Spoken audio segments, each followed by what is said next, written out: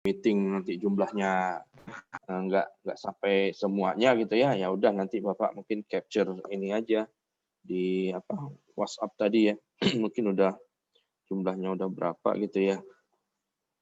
Udah ya apa boleh buat lah ya. Kita harus the show must go on kan. Seperti itu ya. Oke, kita mulai saja. Hari ini bahas simulasi pelaksanaan pendapatan belanja BLU.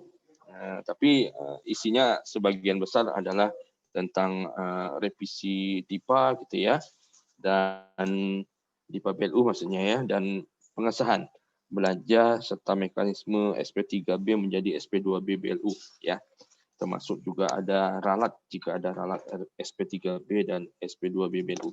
Dari Doskonya sendiri Pak Asgar bilang gitu ya, materi untuk simulasi pelaksanaan pendapatan belanja BLU ini diserahkan masing-masing kepada para pengajarnya gitu ya. Silakan para pengajarnya itu berkreasi. Nah, jadi Bapak kreasi Bapak yaitu kita punya tugas kelompok kemarin nyusun RBA dan satu lagi nyusun rencana penerimaan dan pengeluaran BLU. Nah, jadi atas dasar itu Bapak kasih kesempatan kepada mahasiswa untuk presentasi ya, presentasi terkait itu ya, simulasi pelaksanaan pendapatan dan belanja BLU yang diambil dari tugas kelompok masing-masing seperti itu. Tapi sedikit mungkin Bapak 15 menit aja mungkin ya menjelaskan tentang simulasi pelaksanaan pendapatan dan belanja BLU terkait revisi ya, revisi DIPA petikan BLU menjadi SP2B BLU ya, nggak lama. Nanti kita mudah-mudahan bisa 2 kelompok atau 3 kelompok bisa presentasi secara singkat gitu ya. Jadi tugas kelompok kemarin 2 kali pertemuan harapan sudah selesai gitu ya, seperti itu. Oke, sekarang revisi DIPA ya, revisi DIPA petikan BLU ya. Prinsip revisi DIPA nih ya, mungkin yang harus dipedomani sama juga kalau di Ditjen Anggaran prinsip revisi DIPA ini perlu dipahami betul gitu ya, pahami betul. Kalau untuk BLU sebagian besar kewenangan untuk melakukan pengesahan revisi DIPA petikan BLU ada di Ditjen Perbendaharaan ya, ada di Ditjen Perbendaharaan. Tapi kalau dia melebihi ambang batas ya, ambang batas BLU-nya baru dia diselesaikan oleh Ditjen Anggaran seperti itu ya. Prinsip pertama ini terkait revisi diutamakan dalam rangka penyediaan alokasi untuk peningkatan kapasitas dan kualitas layanan ya. Jadi kalau misalnya ada revisi nambah pagu di PNBP BLU gitu ya, ini diutamakan penggunaan belanja tadi, selisih tambahan PNBP tadi, PNBP BLU tadi diarahkan untuk peningkatan ya, peningkatan kualitas layanan BLU ya. Jadi bisa ditambah outputnya ditambah gitu ya. Karena kan logikanya kalau duitnya bertambah ya harusnya outputnya juga bertambah gitu ya. Sesuai dengan prinsip efisiensi. Efisiensi kan dicari dengan membandingkan antara output dengan input. Kalau inputnya besar, bertambah gitu ya, otomatis outputnya juga harus bertambah gitu ya. Seperti itu. Nah, bisa juga efisiensi dilakukan dengan cara revisi cuman revisi pergeseran gitu ya, pergeseran anggaran. Artinya tidak menambah pagu, tapi outputnya tetap harus minimal sama atau bisa lebih tinggi lagi besaran outputnya. Artinya output dibanding input, efisiensinya masih lebih besar ini ya, tambahan outputnya seperti itu. Ya, efisiensi kan bisa dihitung kalau dia kisarannya dari 0 sampai 1. Semakin mendekati angka 1, semakin efisien dia. Cuman untuk efisiensi kalau di penghitungan indikator kinerja gitu ya, itu maksimal di monitoring evaluasi anggaran itu dia maksimalnya output dibanding input itu maksimal adalah sebesar 120% ya, seperti itu. Jadi 1,2 ibaratnya gitu ya. Nah, walaupun di tabel atau di grafik, efisiensi itu nilainya antara 0 sampai dengan 1 gitu ya. Itu. Terus revisi prinsip yang kedua ini bisa berupa revisi di petikan BLU itu bisa berupa perubahan atau pergeseran alokasi sumber dana ya sepanjang dia tidak mengubah sumber dananya ya dari rupiah murni menjadi PNBP BLU atau sebaliknya dari PNBP BLU sumber dananya digeser untuk nambah rupiah murni. Ini nggak boleh ya, tidak diperkenankan melakukan revisi anggaran yang menyebabkan pergeseran sumber dana ya, nggak bisa. Mengapa kira-kira itu tidak diperkenankan? Nah, mungkin ada yang mau coba menjawab apa ininya alasannya. Saldan mungkin suaranya suara Bapak terdengar nggak Saldan? Saldan ini bukan? Atau si Dengar, coba Pak. Bapak lihat. Iya. Bagus nih kayak jaringan. Nggak hujan kan Saldan di sana? Mengapa Saldan menurut Saldan kok nggak bisa untuk revisi anggaran itu geser sumber dana? Misalnya dari rupiah murni geser menambah PNBP BLU atau sebaliknya dari PNBP BLU digeser untuk nambah rupiah murni. Kok itu nggak bisa dilakukan? Alasannya apa?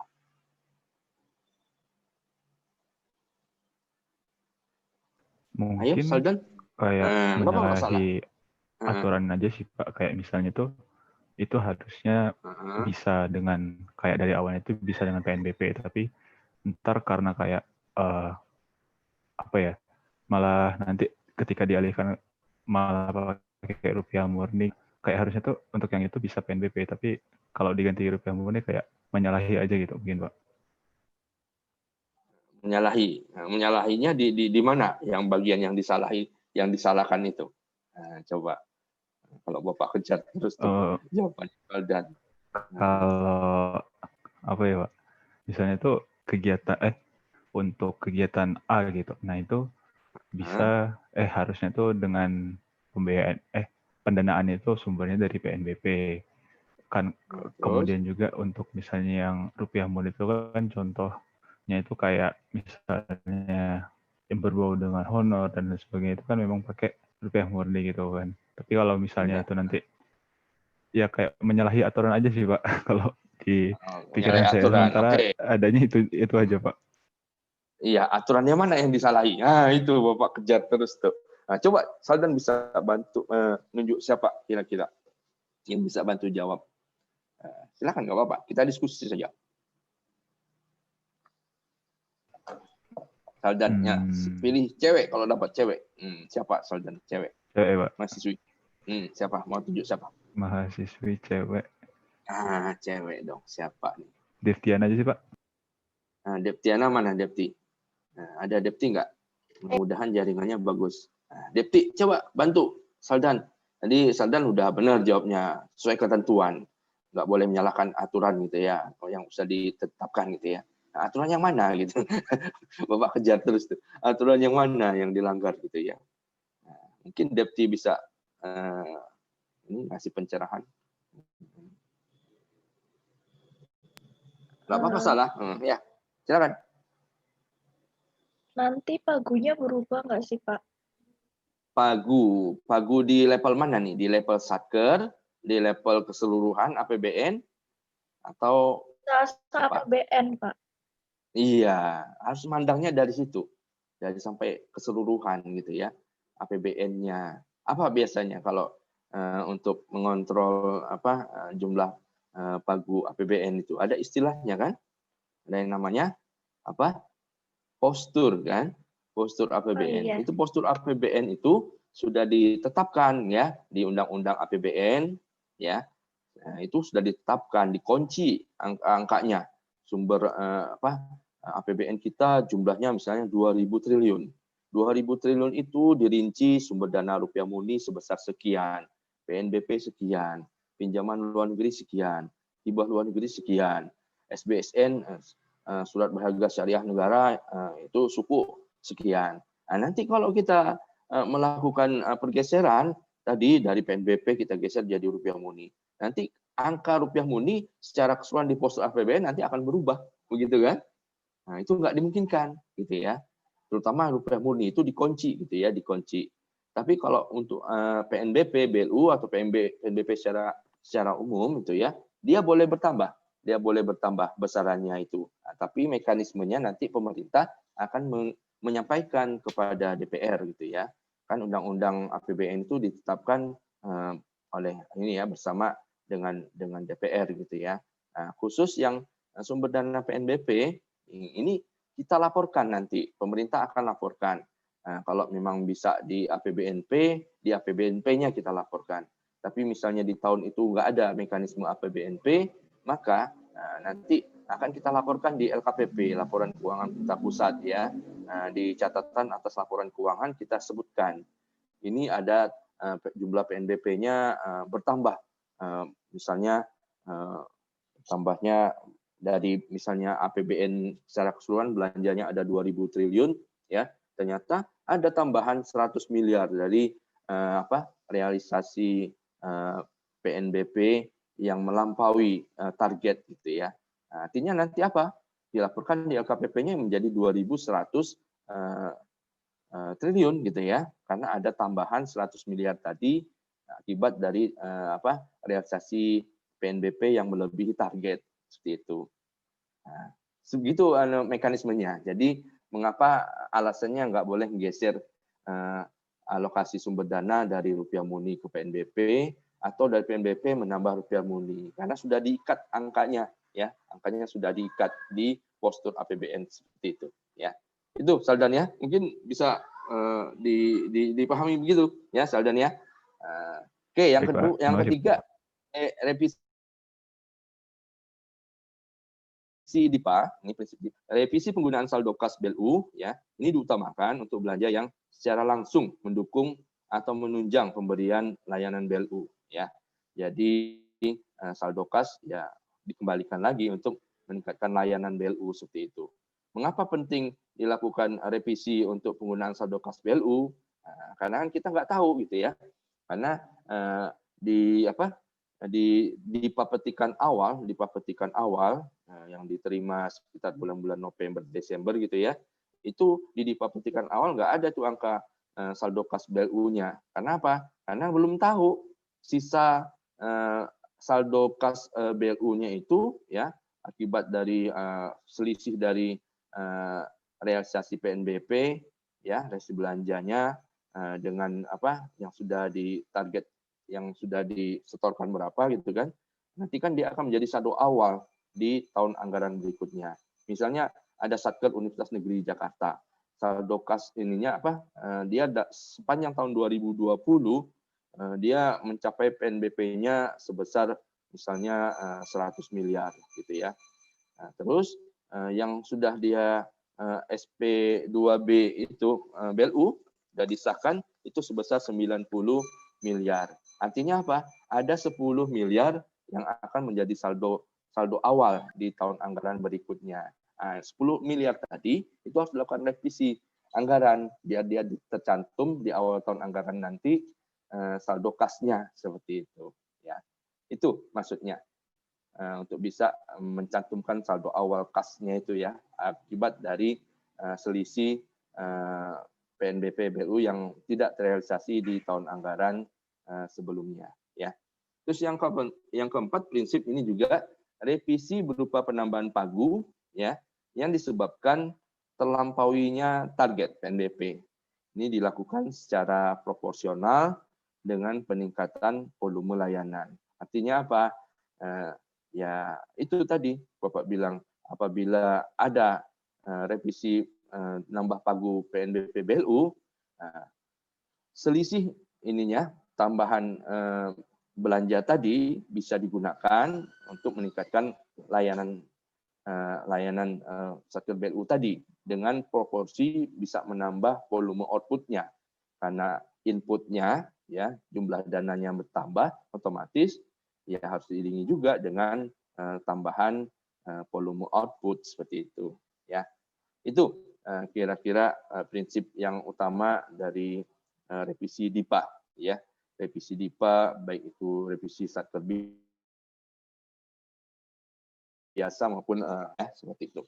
Nah, terus jenis-jenis revisi DIPA BLU yang menjadi kewenangan dari Kanwil Ditjen Pembendaraan, gitu ya, itu ada secara umum kan revisi itu ruang lingkupnya ada 3, ya.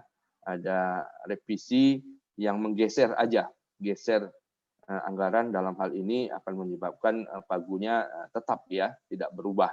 Itu namanya pergeseran anggaran saja. Yang kedua, nambah anggaran, nambah pagu. Penggunaan anggaran belanja di atas pagu APBN. Dan yang ketiga, yang sifatnya khusus atau administratif gitu ya. Nah, ini ruang lingkup revisi. Nah, pertama kita bahas dulu yang revisi geser gitu ya, pergeseran dalam hal pagu tetap. Revisi berupa perubahan atau pergeseran dalam hal pagu tetap ini bisa dilakukan. Prinsipnya adalah dia tidak boleh mengurangi volume output ya. Jadi target-target volume output yang sudah dicantumkan di dalam DIPA petikan itu tidak boleh dikurangi gitu ya, tidak boleh dikurangi. Ya, itu tadi Bapak bilang kan, kalau menambah boleh ya. Dia geser anggaran, pagunya tetap, inputnya tetap sama, tapi outputnya dinaikkan. Nah, itu bisa. Nah, itu malah bagus kan? Dia bisa efisien ibaratnya kan, outputnya lebih tinggi dengan input yang besarnya sama gitu ya. Itu. Terus revisi dilakukan untuk menambah volume pada output. Nah, ini dimungkinkan untuk pergeseran tadi dalam hal pagu tetap. Bisa juga menambah sub output gitu ya. Bisa juga menambah output baru. Kalau memang ada ini gitu ya. Ada di tengah jalan gitu di tahun anggaran berjalan dimunculkan output baru atau sub output baru. Kalau output baru biasanya jarang ya terjadi. Yang sering terjadi ya mungkin munculkan sub output baru gitu ya, seperti itu. Kalau dia ada terjadi reorganisasi di satker itu gitu ya, nah itu biasanya bisa nambah output baru seperti itu. Nah, bagaimana dengan revisi anggaran yang menyebabkan pagu DIPA BLU oleh satker BLU tadi bertambah gitu ya, jika dia bertambah. Nah, penggunaan realisasi PNBP yang melampaui dan atau diproyeksikan melampaui target gitu ya, PNBP tahun berjalan ini meliputi penambahan pagu dalam ambang batas ya, dalam ambang batas. Bisa juga revisi nambah pagu yang melampaui ambang batas seperti itu ya. Nah, jadi kalau dia masih dalam ambang batas ya kewenangan di Kanwil Ditjen Pembendaraan. Nah, cuman yang kalau yang melampaui ambang batas biasanya ini diselesaikan di DJA gitu ya, karena terkait biasanya dengan APBNP juga biasanya kalau yang diselesaikan DJA itu ya, jadi nambah-nambah pagu secara keseluruhan, perubahannya total gitu ya, seperti itu. Adapun penggunaan saldo awal kas BLU ya, untuk yang penjelasan saldo awal kas BLU ini untuk belanja bukan dalam rangka operasional layanan ya. Nah, ini harus mendapat persetujuan terlebih dahulu oleh Menteri Keuangan ya. Ini kontrol lah dari Menteri Keuangan gitu ya. Ceki Ditjen Perbendaharaan ya. Terus untuk pembayaran tunggakan belanja dan atau pembayaran sisa pekerjaan yang belum selesai tahun anggaran yang lalu ini bisa juga digunakan saldo awal kas. Jadi logikanya seperti ini. Misalnya di bulan Oktober, November, Desember tunggakan langganan daya dan jasa untuk listrik gitu ya, itu belum sempat dibayarkan di tahun anggaran yang lalu. Itu bisa dibebankan di awal tahun anggaran berikutnya dengan menggunakan saldo awal kas seperti itu ya. Itu. Terus yang ketiga jenis revisi adalah perubahan akibat hal khusus. Misalnya revisi berupa pencantuman saldo awal kas. Nah, ini dibatasi biasanya ya ya sebelum April sudah dilakukan revisi itu, sudah dicantumkan saldo awal kas tadi gitu ya. Terus revisi penggunaan saldo awal kas dalam rangka untuk mismatch gitu ya. Terus yang ketiga revisi berupa penetapan satker menjadi satker BLU. Semula dia satker biasa, di tengah jalan di tahun anggaran berjalan itu dia berubah ternyata ditetapkan menjadi satker BLU. Nah, itu juga harus dilakukan revisi ya. Terus revisi akibat penerimaan hibah langsung ya. Akibat hibah langsung berupa uang ya, ini hibah langsung. Kalau hibah terencana dia sudah dialokasikan di DIPA petikannya. Karena udah ada melalui mekanisme trilateral meeting gitu ya di bulan Maret atau April gitu ya. Kalau hibah langsung ya udah dia di tengah jalan aja gitu ya. Tengah tahun anggaran berjalan ada hibah langsung ya udah dilaporkan saja. Karena harus mekanismenya on treasury gitu ya, on treasury. Jadi harus tercatat juga gitu ya. Kalau on budget dia terencana di awal, dari awal sudah direncanakan gitu ya, seperti itu.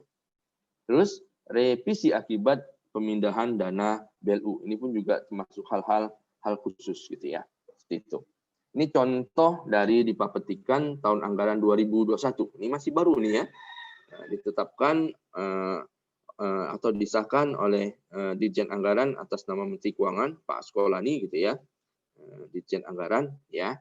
Ini ditetapkan tanggal 23 November 2020 ya. Nah, di sini nggak ada keterangan untuk saldo awal BLU gitu ya, nggak ada saldo awal BLU-nya, masih pre-memory gitu ya, PM ya. Pernah dengar istilah PM ini kan? Halo, pernah dengar PM? Ada, pernah dengar istilah itu? Baru dengar kali ini. Pre-memory itu maksudnya. Baru PM dengar, itu. Pak. Baru dengar. Baru dengar. Baru dengar. Waduh. Ini kalau di mekanisme dulu di SP mekanismenya masih di KPKN ya, atau Pemeliharaan dan Kas Negara, itu sering digunakan istilah PM ini ya. PM ini kalau misalnya si bendahara punya apa uang persediaan UP, uang persediaan gitu ya. Nah, itu biasanya dia ajukan pas pertama kali dia meminta SP dulu namanya SPPDU, UYHD, dana uang persediaan gitu ya. Nah, itu dia cantumkan gitu ya, PM, pre-memory. Nggak tahu dia mau dikasih berapa sama KPPN gitu ya. Biasanya dikasih 5 juta, 10 juta. Jadi dia tulis pre-memory. Buat ingatan dia saja. Nah, untuk nanti berikutnya, dia akan mengajukan ganti uang persediaan. Misalnya dia dikasih uang persediaan oleh KPPN untuk keperluan bulanannya itu dia sebesar 10 juta misalnya ya. Nah, di SPP berikutnya dia cantumkan tuh PM pre-memory 10 juta gitu ya. Apa untuk mengingatkan dia ya. Pre-memory itu untuk mengingatkan dia bahwa uang persediaan dia yang harus dipertanggungjawabkan di bulan berikutnya sebesar sekian gitu ya. Nah, seperti itu. Ada istilah pre-memory itu ya. Itu Bapak juga dikasih tahu sama dosen Bapak yang ya dosen zaman bahla gitu ya. Jadi bahasa-bahasa Belanda segala macam beliau menguasai banget ya. Jadi ada istilah-istilah khusus gitu ya. Jadi kalau di SPM ada misalnya salah ketik gitu ya. Kalau dulu kan ngetik surat perintah membayar itu pakai mesin tik gitu ya. Nggak pakai komputer, nggak pakai aplikasi gitu ya. Nah, kalau ada kesalahan gitu ya, itu diperkenankan melakukan ralat gitu ya, namanya perbaikan gitu ya, dengan menggugurkan parab dari si penandatangan SPM. Itu maksimal 3. Mengapa itu dimungkinkan? Karena belangko SPM itu mahal. Ya, zaman dulu itu belangko SPM itu mahal. Kalau terlalu sering-sering salah dibuang belangkonya kan repot ya. Karena itu dianggapkan surat berharga SPM itu. Nah, itu ada istilahnya APPR. Pernah istilah itu mendengar? Anda mendengar APPR? Jadi setelah dia coret garis 2 di parab, nanti ada ditulis APPR. Pernah nggak ketemu istilah itu? Itu dari bahasa Belanda juga, APPR. PM juga pre-memory juga kayaknya bahasa Belanda. Pernah dengar nggak APPR? Belum, Pak. Belum juga. Nah, itu bahasa Belanda juga itu. Kalau nggak salah sih tulisannya aprobatie, bacanya aprobasi gitu ya, aprobatie. Ya, itu untuk menjelaskan ini sudah kesalahan sudah diperbaiki begitu ya. Kasih APPR maksimal 3 dalam SPM itu ya. Nah, kalau sekarang mungkin bisa juga kalau penerbitan SP2D-nya ada mungkin keliru-keliru yang tidak ini ya, yang tidak substansi gitu ya, cuman redaksionalnya aja mungkin keliru sedikit, ya udah daripada ngetik lagi gitu ya. Itu dimungkinkan, diperkenankan tiga kesalahan gitu ya. Tinggal caranya nanti tinggal dikasih coret, kasih paraf sama penanda tangan SP2D-nya, dikasih APPR di tempat yang dicoret tadi, ya, aprobasi artinya. Perbaikan sudah dilakukan, itu artinya, ya. Itu banyak bahasa-bahasa yang lama-lama sudah mulai ditinggalkan gitu ya, karena sudah penggunaan aplikasi SPM, SP2D, ya udah gitu ya. Orang juga nganggapnya wah ini nggak terlalu mahal lagi lah kertas-kertas yang SP2D-nya gitu ya. Ya kalau salah ya ketik, ya print lagi, perbaiki lagi, ya print lagi katanya. Seperti itu.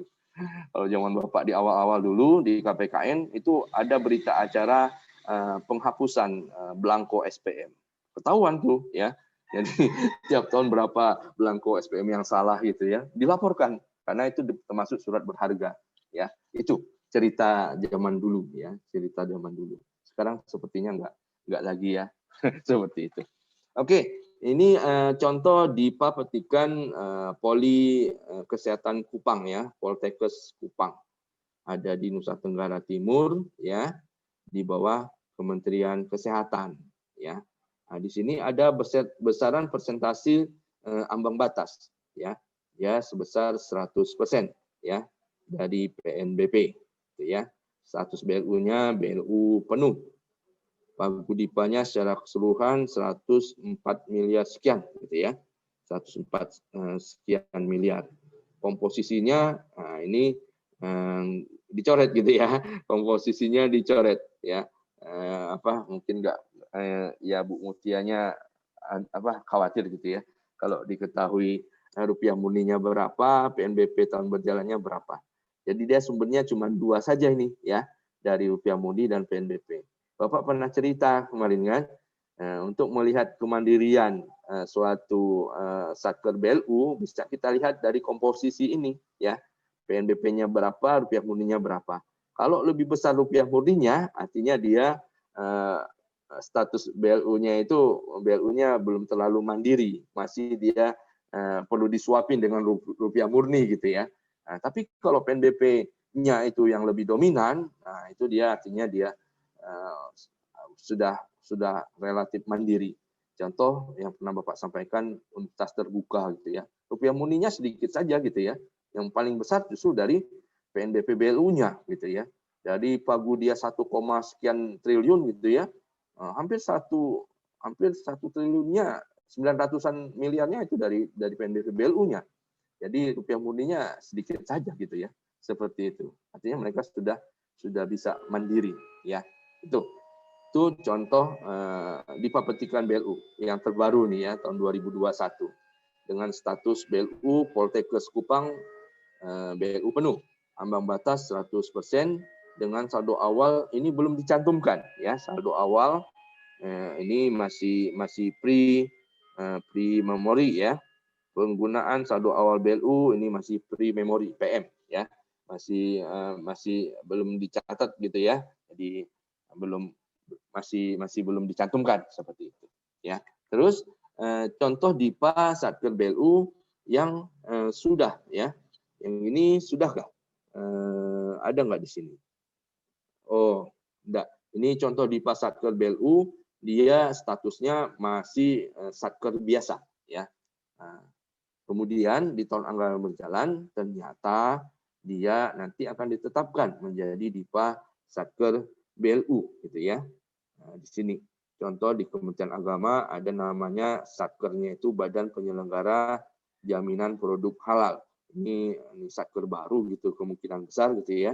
Nah, ternyata dia nanti akan berubah status di tengah jalan, dia akan berubah status. Nah, ini mungkin sudah ada penetapannya, cuman nggak sempat dieksekusi kemarin di tahun 2021 kemarin ya, karena mungkin di bulan November sudah harus jadi perprescription APBN dan DIPA induknya sudah ditetapkan. Akhirnya ya udah, penting dia punya DIPA dulu ya, punya DIPA dulu. Nanti di tahun anggaran 2021 awal gitu ya, nanti dia akan melakukan revisi anggaran ya, revisi berubah jadi dari satker biasa ya, satkernya Badan Penyelenggara Jaminan Produk Halal menjadi satker Satker BLU. Dan ini perlu segera dilakukan revisi DIPA, ya, seperti itu. Nah, satu lagi contoh tadi yang sudah dicantumkan, revisi sudah mencantumkan saldo awal, ya. Ini penggunaan saldo awal tadi ada pre-memory, ya, PM. Nah, sekarang sudah setelah dilakukan revisi terkait pencantuman saldo awal, muncul di sini ada 10 miliar saldo awalnya seperti itu.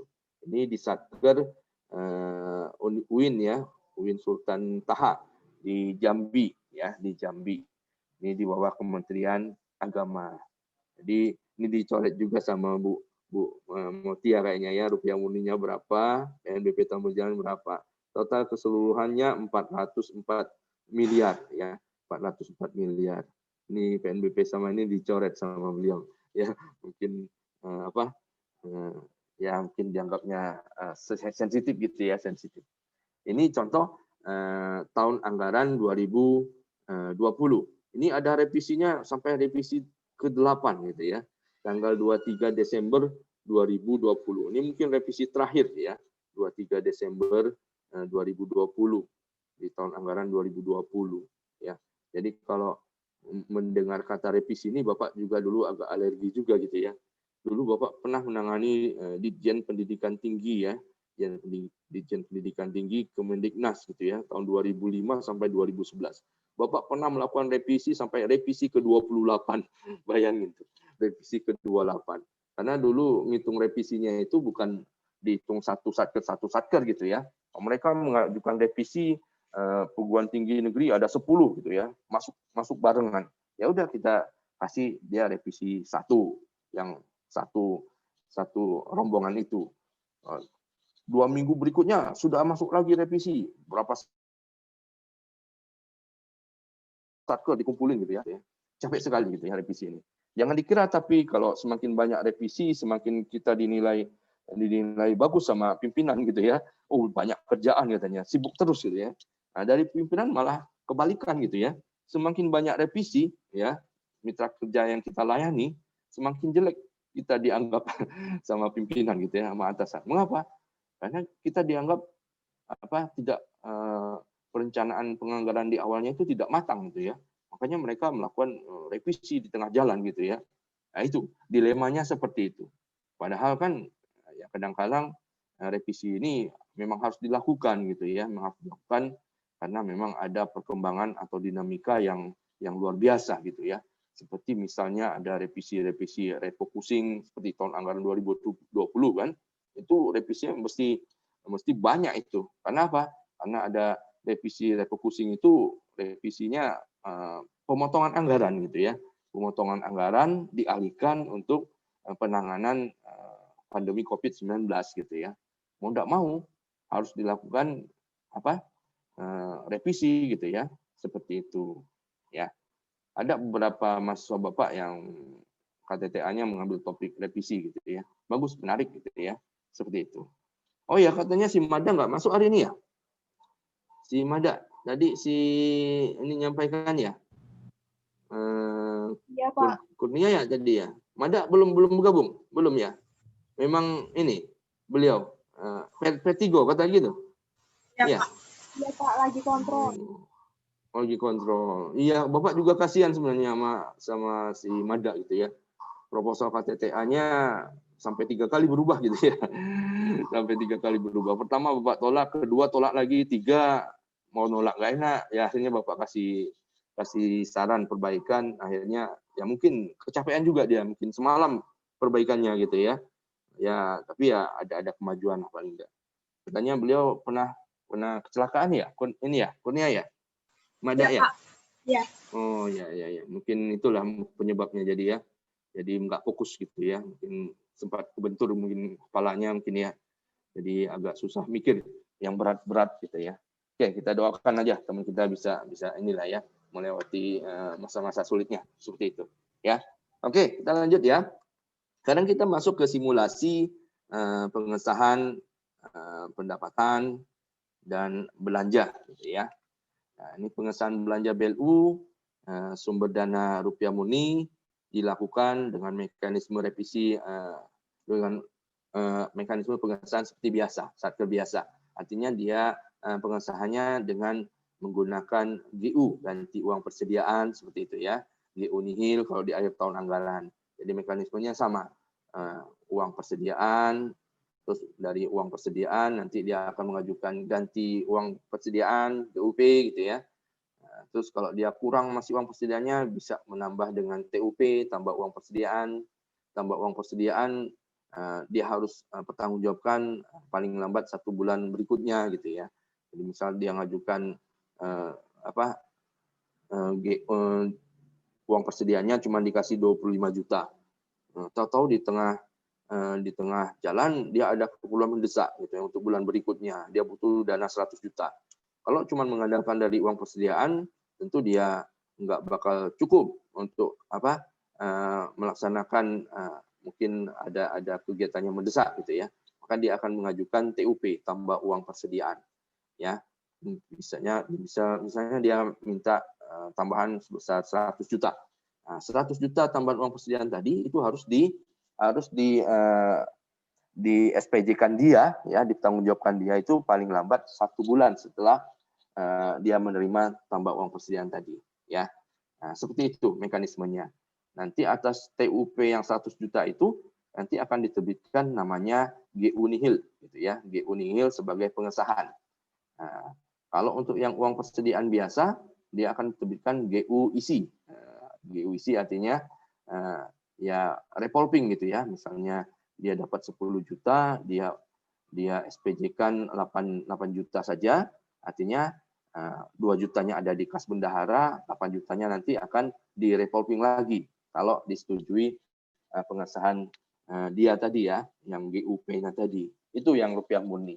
Mungkin sudah pernah disampaikan di materi mata kuliah praktikum pelaksanaan belanja ya, terkait dengan mekanisme UP, GUP, TUP dan GU nihil seperti itu ya. Atau LS juga bisa ya. Penggunaan dana yang bersumber dari pendapatan BLU dapat digunakan langsung dan dipertanggungjawabkan dengan SP3B. Jadi si Satker akan menerbitkan SP3B. SP3B tadi akan dimintakan pengesahan ke KPPN dan KPPN akan menerbitkan dokumen yang namanya SP2B ya, SP2B.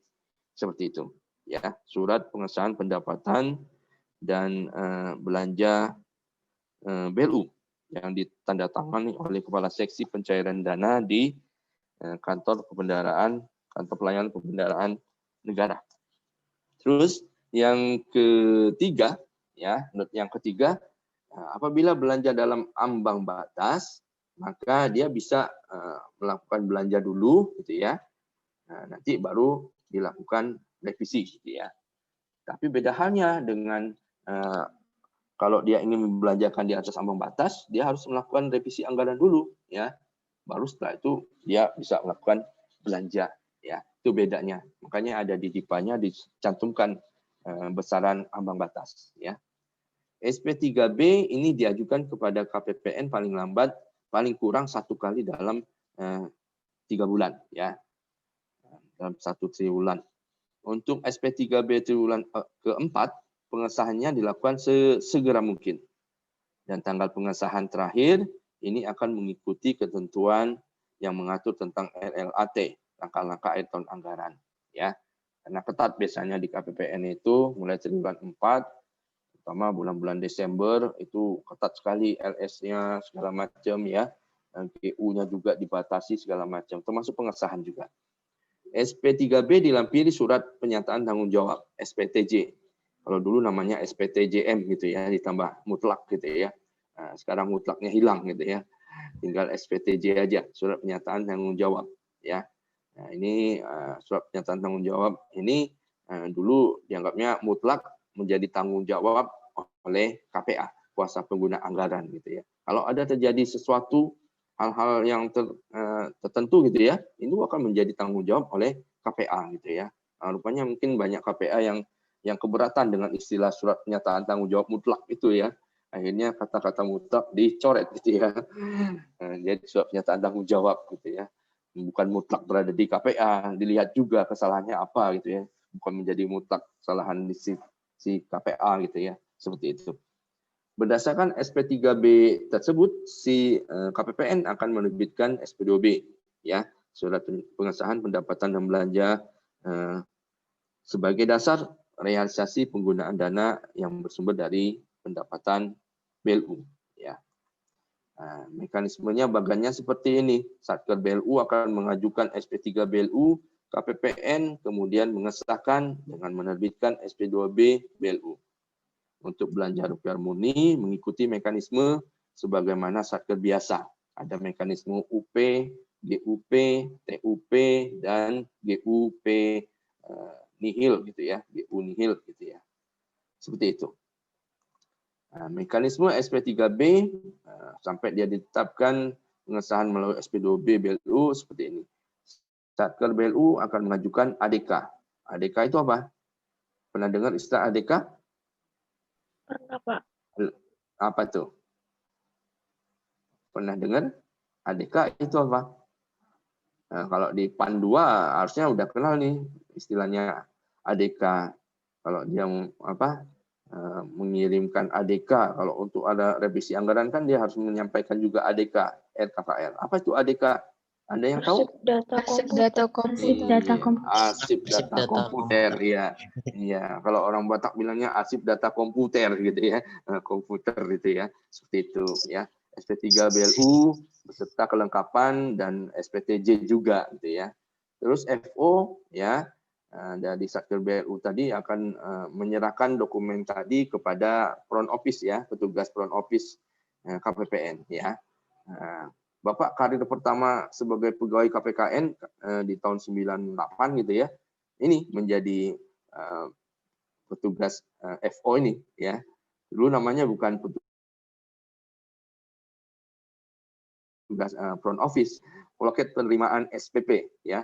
Loket penerimaan surat permintaan pembayaran. Ada kaca dilubangi, lubangnya sebesar untuk masukin dokumen gitu ya. Jadi kalau dokumennya masuk harus lewat bolongan kaca tadi seperti itu. Bapak di seberang duduknya di dekat ruang akuarium. Nah, kita bilangnya ruang akuarium karena dikelilingi kaca-kaca gitu ya. Ini akuarium katanya seperti itu. Itu karir Bapak pertama sebagai petugas penerima loket ya. Loket penerimaan SPP untuk diproses menjadi surat perintah membayar ya. Nah, kalau sekarang kan dia nggak menyampaikan SPP tapi menyampaikan, kalau Satkernya menyampaikan SPM kalau gitu ya, surat perintah membayar. Nanti KPPN akan menerbitkan SP2D, surat perintah pencairan dana. Ya prinsipnya masih sama lah gitu ya, seperti itu ya. Petugas FO KPPN akan menerima dan meneliti kelengkapan dokumen serta memeriksa saldo awal ya. Jadi dilihat dia saldo awalnya si Satker BLU tadi cukup nggak gitu ya.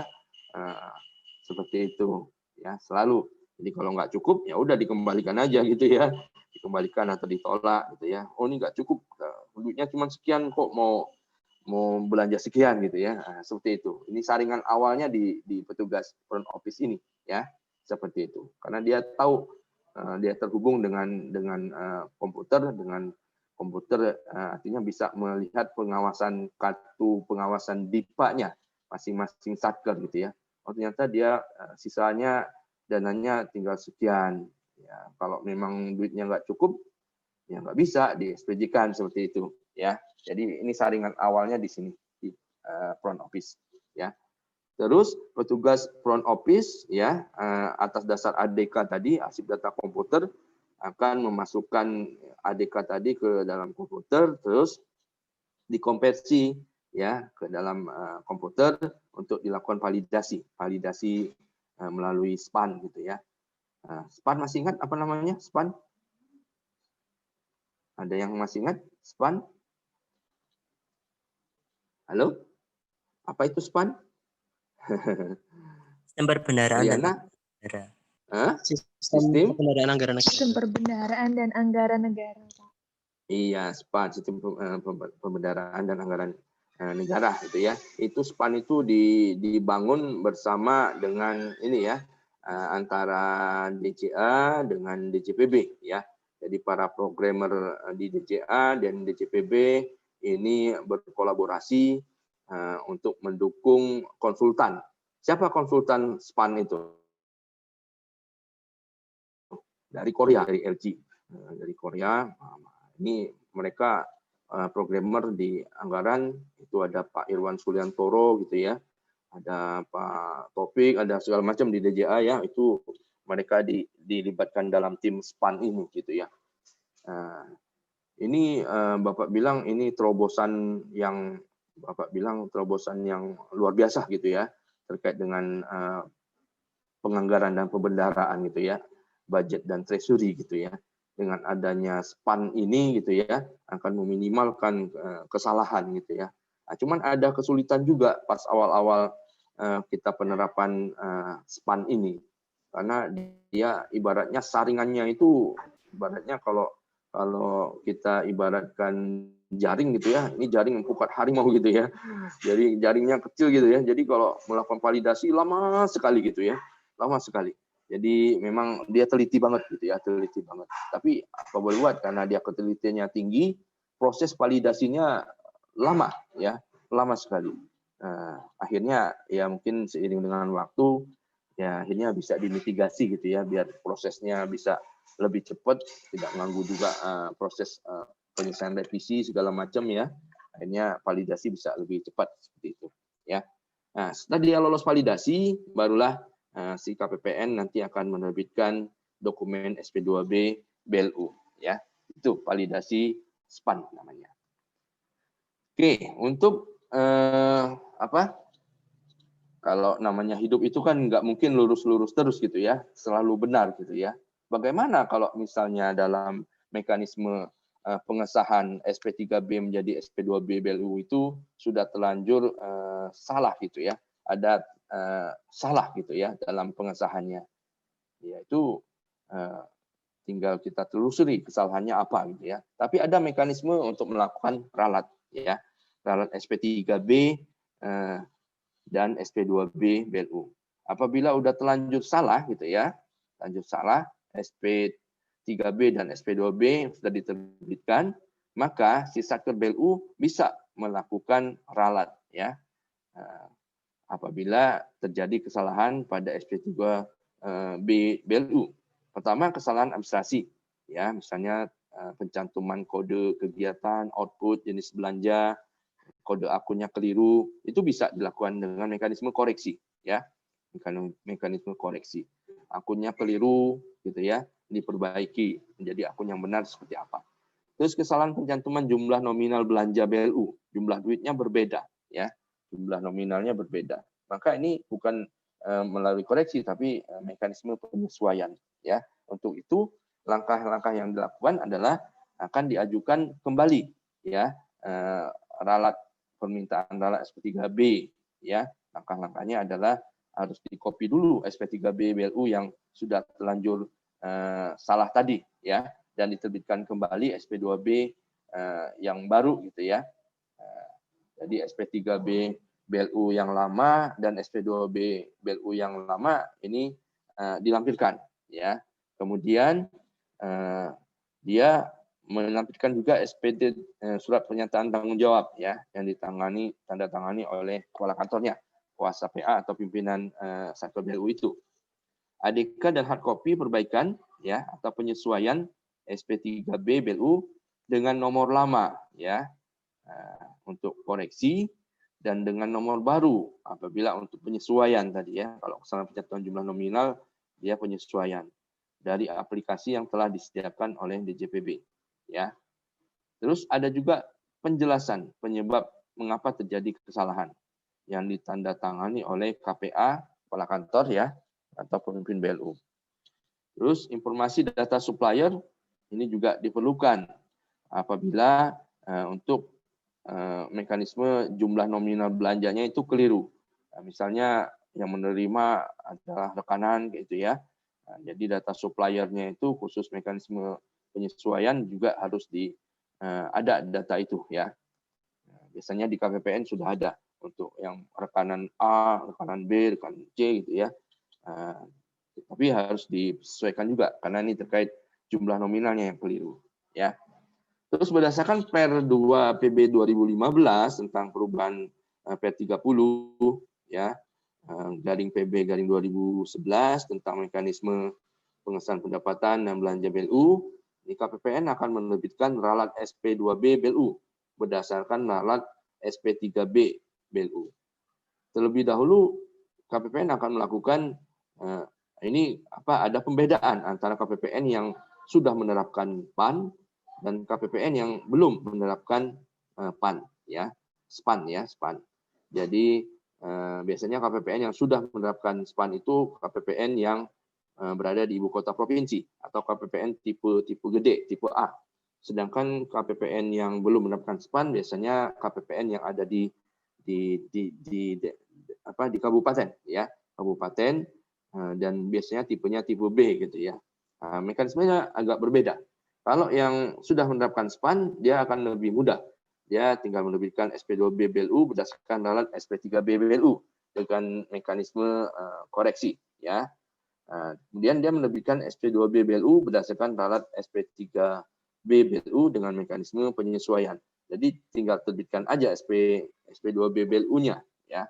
Tapi kalau yang KPPN belum menerapkan SPAN, dia akan melakukan pemeriksaan secara manual gitu ya. Pemeriksaan pada lampiran yang diajukan tadi kan ada segala macam fotokopi SP3B, ya, SPTJ, ADK-nya juga, ya, dan dokumen lain penjelasan seperti itu ya. Terus dia akan lakukan pengujian lagi, ya, pengujian terhadap ralat SP3B BLU sama dengan pengujian SP3B yang awal, ya. Dicocokkanlah nanti antara tanda tangan si KPA, pimpin BLU pada lampiran yang diajukan. Apabila sudah cocok, ya, lengkap dan benar, barulah diterbitkan SP2B BLU. Agak lebih panjang prosesnya untuk yang KPPN yang belum. Ini contoh SP3B, Surat Perintah Pengesahan Pendapatan dan Belanja BLU, ya. Jadi ini ditandatangani oleh PPS PM, ya, pejabat penandatangan SPM, ya, atas nama KPA, PPSPM yang tanda tangan, ya. Itu contohnya. Untuk yang SP3B terus nanti diproses akan disahkan menjadi SP2B, surat pengesahan pendapatan dan belanja BLU. Ini akan ditandatangani oleh Kepala Seksi Pencairan Dana KPPN setempat gitu ya. KPPN, ya. Bagaimana kalau ada terjadi SP3B BLU yang diajukan, misalnya dia mengajukan misalnya 50 juta, misalnya 50 juta gitu ya. Terus SP2B-nya itu ternyata yang bisa disahkan tidak sebesar 50 juta, misalnya cuma 40 juta. Apa yang dilakukan oleh Kepala Seksi Pencairan Dana KPPN? Apakah dia cuma mengesahkan 40 juta saja?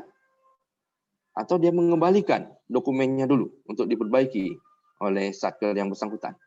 Nah, kalau ada kasus seperti itu, yang Anda lakukan apa? Ada yang bisa bantu Bapak? Coba nih, siapa ya? Dimas ada, Dimas? Ada, Pak. Coba Dimas. Kalau ada kasus seperti itu gimana, Dimas? Kayaknya dikembaliin dulu deh, Pak. Kembalikan dulu, gitu ya. Alasannya? Kok dikembalikan? Karena nominal yang di SP2B itu harus mengikuti yang ada di SP3B-nya, Pak. Iya, jadi memang itu prinsip kehati-hatian, ya, prinsip kehati-hatian daripada kita ini gitu ya, nggak sama. Kan di sini juga ada keterangan belanjanya mengikuti SP3B BLU yang diajukan, ya. Kalau dia ngajukannya 50 gitu ya, ya udah, kita harus pastikan 50 juga yang ini ya. Kalau cuma 40 yang kita setujui, ya udah kita kasih ini, kasih penjelasan yang 10 jutanya belum bisa kita sahkan ya, karena masih kurang, mungkin pajaknya kurang setor gitu ya, kurang pungut gitu ya, dan segala macam gitu. Bisa ya, kita kembalikan saja dulu untuk mereka lengkapi. Setelah itu baru diajukan lagi ya. Itu prinsip yang perlu dipegang. Nah, kalau zaman Bapak dulu agak berani di KPKN gitu ya, Kantor Pembenaran Kas Negara. Misalnya dia mengajukan uang persediaan gitu ya, ganti uang persediaan. Dia uang persediaannya mungkin ada mengajukan 20 juta. Ternyata dokumen kelengkapannya yang bisa disahkan itu cuma 15 juta. Nah, KPPN zaman itu masih berani menerbitkan SP ininya ya, SPM-nya gitu ya. Dia kan mengajukan SPP. SPM-nya terbitkan sebesar 15 juta saja. 5 jutanya dicoret gitu ya. Dikasih nanti keterangan pengembalian bukti ini ya, bukti belanja gitu ya. Nah, jadi ditolak lah ibaratnya 5 jutanya itu ditolak gitu ya. Cuman disahkan sebesar 15 juta saja. Nah, nanti 5 juta yang tidak disahkan atau diterima tadi akan diajukan kembali dengan SPP berikutnya lagi. Nah, itu zaman dulu masih bisa. Dan ternyata itu riskan gitu ya, dari sisi KPPN riskan. Makanya sekarang sepertinya nggak boleh lagi diperkenankan seperti itu.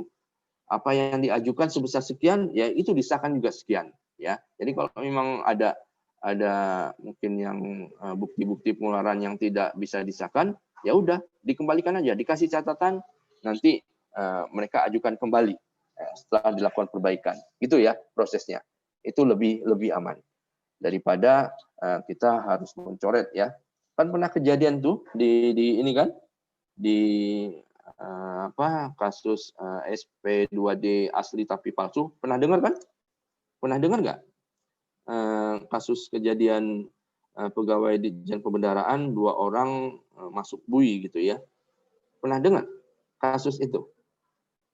Liana pernah dengar nggak? Ada pegawai KPPN, pegawai Ditjen Pembendaraan dan Keuangan, karena dianggap lalai dalam penerbitan SP2D asli tapi palsu gitu ya. Akhirnya yang bersangkutan masuk bui gitu. Pernah dengar? Ada yang pernah dengar cerita Belum itu? pernah, Pak. Oh, belum pernah. Waduh, polos banget. Belum pernah. Yakin? Yawan, udah pernah dengar nggak? Yawan? Yawan, Alek ada? Lagi ke belakang. Belum pernah nih, yakin 29 Ada, Pak. orang. Belum Pernah dengar Pak. nggak, Yolan? Belum pernah juga? Belum juga. Yang benar. Ya. Belum. Oh, itu Bapak susah-susah nulis Iya, ini, nulis artikel itu gitu ya. Nah, jadi Bapak masih ingat tuh kejadiannya kemarin gitu ya. Bapak langsung tulis tuh berita itu gitu ya, karena menghebohkan. Baru sehari 2 hari udah belasan ribu yang baca artikel Bapak tulis itu gitu ya. Karena ya kita ini gitu, solidaritas kita sebagai pegawai Kementerian Keuangan gitu ya. Mengapa kok kita nggak salah, tapi ternyata yang menanggung kesalahan tadi harus pegawai KPPN gitu ya. Nah, intinya begini ceritanya itu, ada dari salah satu satker di Kementerian PU, Pekerjaan Umum gitu ya. Dia berangkat haji, tapi di belangko kosong SPM-nya itu dia tanda tangan gitu ya. Nah, jadi setelah dia berangkat naik haji, ada bawahan dia ya mengajukan SPM untuk diterbitkan SP2D-nya di atas belangko tadi yang sudah ditandatangani. Nah, kan udah bisa disetting gitu ya. Pas di print SPM-nya pas gitu ya. Kan di belangko kosong tadi tanda tangannya sebenarnya asli. Tanda tangannya asli gitu ya. Nah, jadi KPPN juga nggak mengira gitu. Dia nggak tahu si yang penandatangan SPM tadi itu sedang berangkat haji. Ya kan mana tahu kita kan. Nah, terus diproseslah si SPM tadi ya sampai dia jadi SP2D. Nah, baru kejadiannya itu bermasalah, ternyata si bawahannya tadi itu nakal gitu ya, bawahan yang si pejabat penandatangan SPM tadi nakal gitu ya. Dia cantumkan nomor rekening si rekanan itu nomor rekening yang keliru gitu ya. Dan penerimanya juga keliru gitu ya, fiktif gitu, nggak tahu lah, mungkin penerimanya benar, rekeningnya tapi bukan sesuai dengan kontrak gitu ya, penerima rekanannya itu. Akhirnya apa? Ya dianggap jadi kerugian negara gitu ya, terjadi kerugian negara. Yang penyebabnya oleh si petugas ini tadi ya, penandatangan di seksi pencairan dana tadi yang dianggap lalai gitu ya. Si Ais ya namanya, inisialnya Ais ya, Ais. Terus apa? Rame itu, rame. Akhirnya setelah kejadian itu si Ais tadi, kepala seksi tadi sudah sempat promosi menjadi kepala KPPN di Sulawesi Utara sana gitu ya. Gara-gara kasus itu dia diminta balik lagi ya, balik lagi ke Jakarta untuk menjalani proses hukum gitu ya, seperti itu. Nah, akhirnya apa? Dia sempat mendekam di bui lah, di penjara lah gitu ya. Tapi karena ada ini dari pimpinan di DJPB ini memberikan bantuan hukum, akhirnya dia tidak lagi di penjara gitu ya. Tapi tahanan kota lah seperti itu, dia harus melaporkan gitu ya. Kemarin kasus ini kembali lagi ramai gitu ya.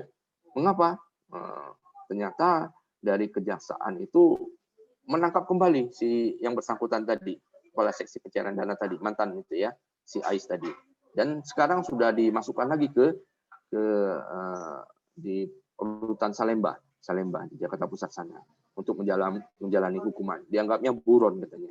Nah, itu ramai lagi sekarang kasusnya ya. Anda nggak ngikutin ternyata ya kasus itu. Yawan ya, nggak ngikutin ya. Sayang sekali nggak ngikutin gitu ya. Nah, ini buat pembelajaran gitu ya. Kalau kita kerja, hati-hati dalam bekerja gitu ya. Boleh jadi kita sudah hati-hati, tapi orang lain yang mencelakakan kita gitu ya, seperti itu. Apalagi yang berurusan dengan duit gitu ya. Hati-hati dengan urusan dengan duit ya. Walaupun itu Rp1 saja gitu ya.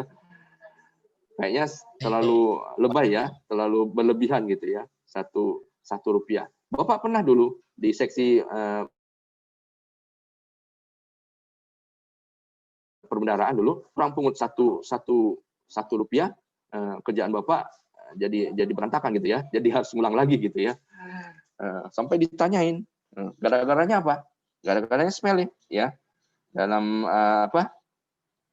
dalam membuat surat setoran pajak gitu ya, yang bagian dari potongan SPM, surat ini ya, perintah membayar itu, Bapak kurang Rp1 gitu ya. Si kepala seksinya mengembalikan pekerjaan yang sudah Bapak lakukan gitu ya. Dia ngasih disposisinya, tolong dicari ketentuan tentang pembulatan Rp1 itu gitu ya. Nah, kalau kita ngitung PPN kan sering angkanya nggak bulat kan, karena dia ngitungnya kan 10/11 dikali jumlah bruto dikali tarif PPN 10%. Itu seringkali angkanya nggak bulat gitu ya. Nah, itu pembulatannya ke atas apa ke bawah? Yowan, coba Yowan. Ada Yowan masih? Ada Pak, masih. Gimana Yowan? Kalau ada kasus seperti itu, kalau ada kita harus motong pajak gitu ya, ini angkanya keriting gitu, nggak bulat. Nah, dia pembulatannya ke atas apa ke bawah? Ke bawah Pak. Ke bawah, yakin? Harus sesuai aja sih, sesuai. Maksudnya nggak usah dibulat-bulatin Pak, sesuai. Iya kan Pak? Oh, nggak usah dibulatin gitu. Yang ada gitu. Sesuai angkanya. Ya kalau misalnya komanya gimana misalnya? Coba. Oke, Yowan bilangnya nggak usah dibulatin gitu ya. Nggak usah dibulatin katanya. Nah, ini balik lagi ke atas. Mungkin ada yang berpendapat yang berbeda. Aulia ada Aulia, coba mau dengar. Aulia mana Aulia? Aulia Tasya. Kalau menurut Aulia gimana? Pembulatannya ke atas apa ke bawah? Pembulatan ke atas, Pak. Alasannya, Aulia? Alasannya. Ayo, Aulia? Alasannya? Biar coba. Biar nggak merugikan negara, Pak. Mungkin. Benar itu, ya. Artinya prinsip tidak boleh merugikan negara itu betul, ya. Jadi kalau yang terkait belanja, kalau ada pembulatan, dia pembulatannya ke bawah, ya, menguntungkan negara, ya. Terus yang ini pajak juga bulatannya ke atas. Walaupun cuma Rp1. Itu ada surat edarannya. Surat edaran Dirjen Anggaran tahun 1976. Sama dengan kelahiran Bapak. Akhirnya Bapak temukan itu setelah buka-buka perpustakaan kantor gitu ya. Ada cuman berapa lembar itu surat edarannya ya, tentang mekanisme pembulatan itu ya. Rp1 itu gitu ya. Ada ternyata aturannya. Nah, jadi apa? Dari cerita tadi itu, hati-hati kalau kita sudah bekerja, apalagi kita ngurusin uang gitu ya, uang negara. Semuanya ada aturannya gitu ya. Jangan sampai kita keliru ya. Jadi jangan terlalu percaya kalau misalnya dibilang pegawai senior. Kan ya biasanya saya lakukan seperti itu, biasanya gitu ya. Biasanya itu bukan berarti sesuatu yang biasa itu sesuatu yang benar gitu ya. Makanya Anda nanti kalau sudah bekerja hati-hati gitu ya, hati-hati. Selalu perlu kewaspadaan seperti itu. Cek and recheck aturannya seperti apa. Jangan percaya dengan omongan dari pegawai senior menyebut biasanya begitu gitu ya. Karena yang biasa itu belum tentu benar gitu ya. Seperti itu ya. Itu pesan sponsornya. Oke, sudah ada ngecek udah berapa jumlah kita nih? Bapak kelupaan sering nanti mau ngupload ke portal akademik. Si Kurnia udah berapa jumlah yang hadir? Ada 27 partisipan, Pak. 27. Iya. 27. Kita harusnya 29 plus 1, 30 kan? Harusnya. Nah, karena Mada nggak ada, mungkin 29. 29. Ini masih kurang 2. Ya, masih Ya, kurang Pak. 2. Oke. Nanti kalau sudah 20 berapa tadi? 29. Nanti kasih tahu Bapak biar bisa pas dipoto ininya di halaman slide pertama tadi jumlahnya ya -1 ya. Artinya kurang si Mada aja kan. 29 nanti ya. Seperti itu. Dikasih tahu, Pak, sudah komplit, Pak. Minus Mada gitu ya. Nanti Bapak balikin lagi ke ini ke slide yang awal ya, seperti itu. Atau kalau enggak dipoto aja sekarang berapa posisinya? 27, masih kurang 2. Ya, foto aja dulu. Udah ada, Pak.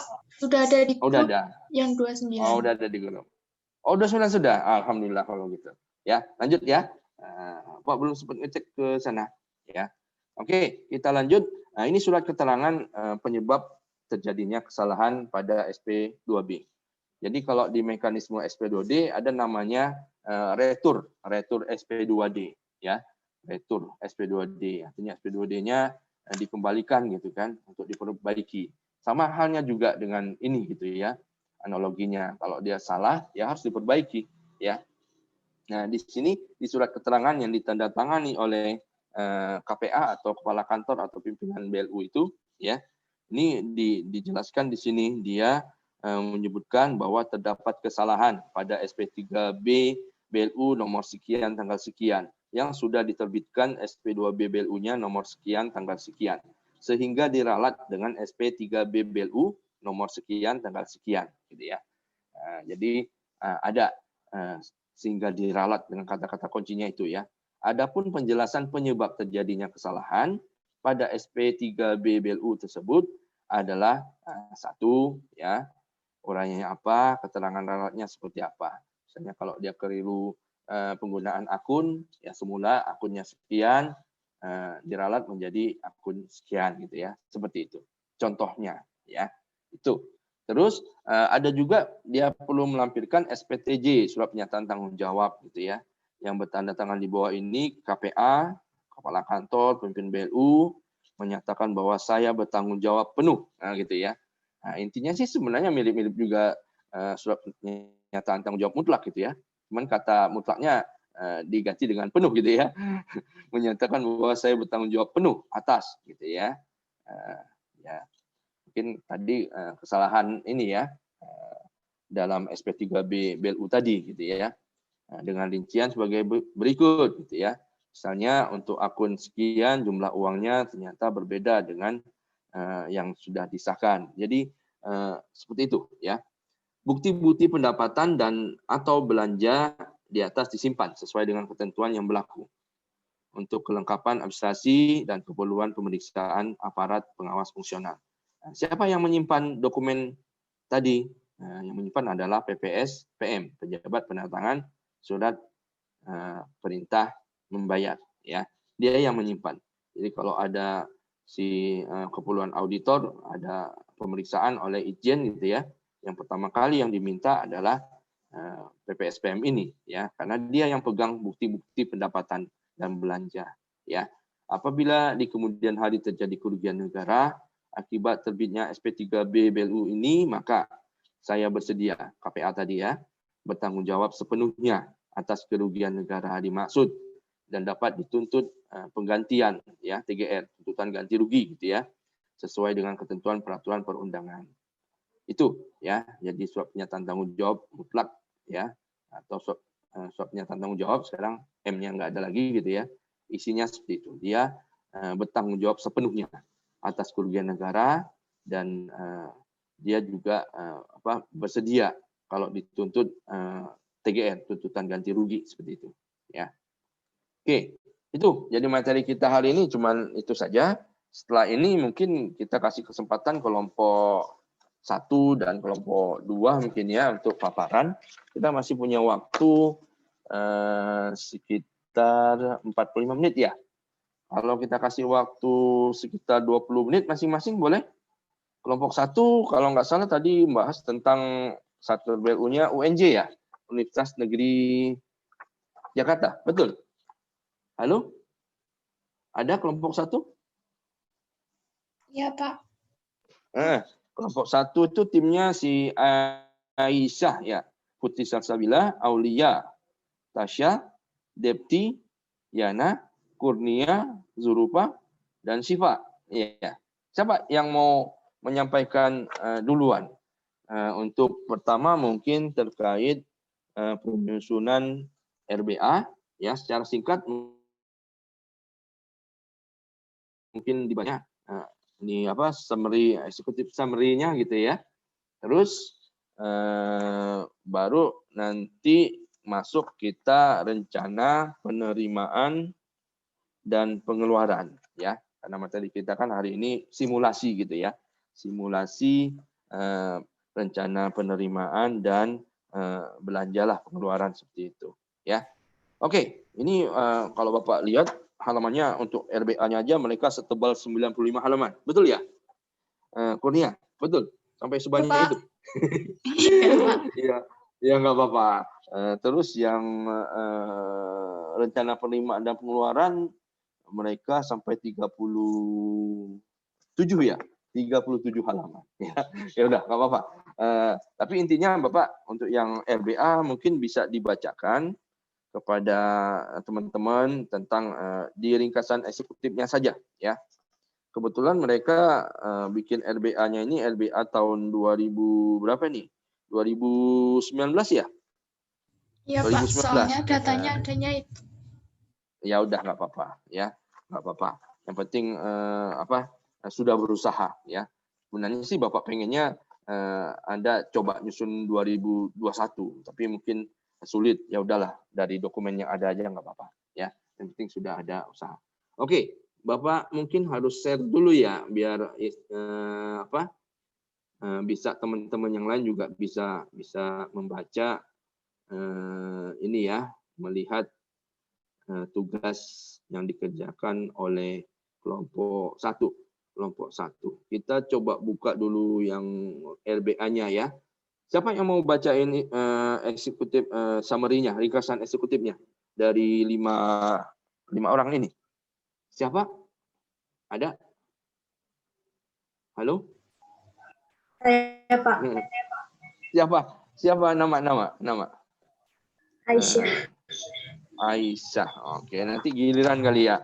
Giliran biar semuanya suara Masnya terdengar gitu ya.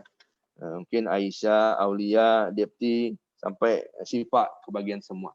Oke, ini yang RBA UNJ, Universitas Negeri Jakarta. Ini tim mereka ada 5 orang, kayaknya cewek semua ya? Cewek semua. Nggak menerima cowok rupanya. Ya. Oke, ringkasan eksekutif mungkin bisa dibaca. Nih siapa nih? Aisyah dulu baca dulu deh. silakan. Dibaca Bapak aja ya, jadi Pak. Ya, Bapak jadi asrot aja. Tapi nggak apa-apa kalau mau loncat-loncat juga nggak apa-apa. Nanti tapi dikasih tahu halaman berapa. Karena Oh Bapak iya. scroll aja ini. Ya, udah. Ya, silakan. Di ringkasan eksekutif itu Universitas Negeri Jakarta menjadi pengelola keuangan Badan Layanan Umum berdasarkan keputusan Menteri Keuangan nomor 440 KMK 05/2019 tanggal 18 November 2009 tentang Universitas Negeri Jakarta sebagai Badan Layanan Umum. Pada tahun 2019, Universitas Negeri Jakarta memasuki tahun ke-10 pelaksanaan pengelolaan keuangan BLU.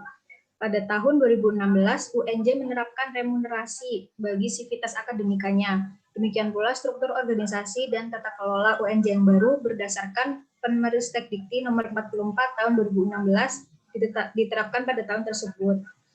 Untuk menjaga kesinambungan peningkatan layanan akademik di UNJ dan pencapaian tujuan umum BLU, yaitu meningkatkan pelayanan kepada masyarakat, dalam rangka memajukan kesejahteraan umum dan mencerdaskan kehidupan bangsa dengan memberikan fleksibilitas dalam pengelolaan keuangan berdasarkan prinsip ekonomi dan produktivitas.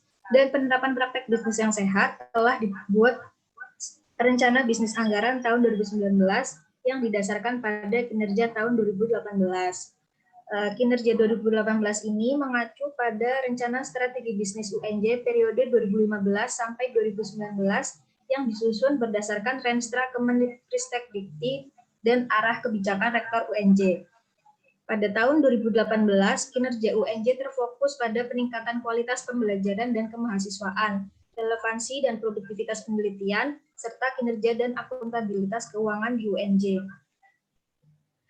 Pada tahun 2018, capaian kinerja UNJ terdiri atas satu, sebesar 35,10% biaya operasional dibiayai dari PNBP dengan realisasi sebesar 181.365.477.610.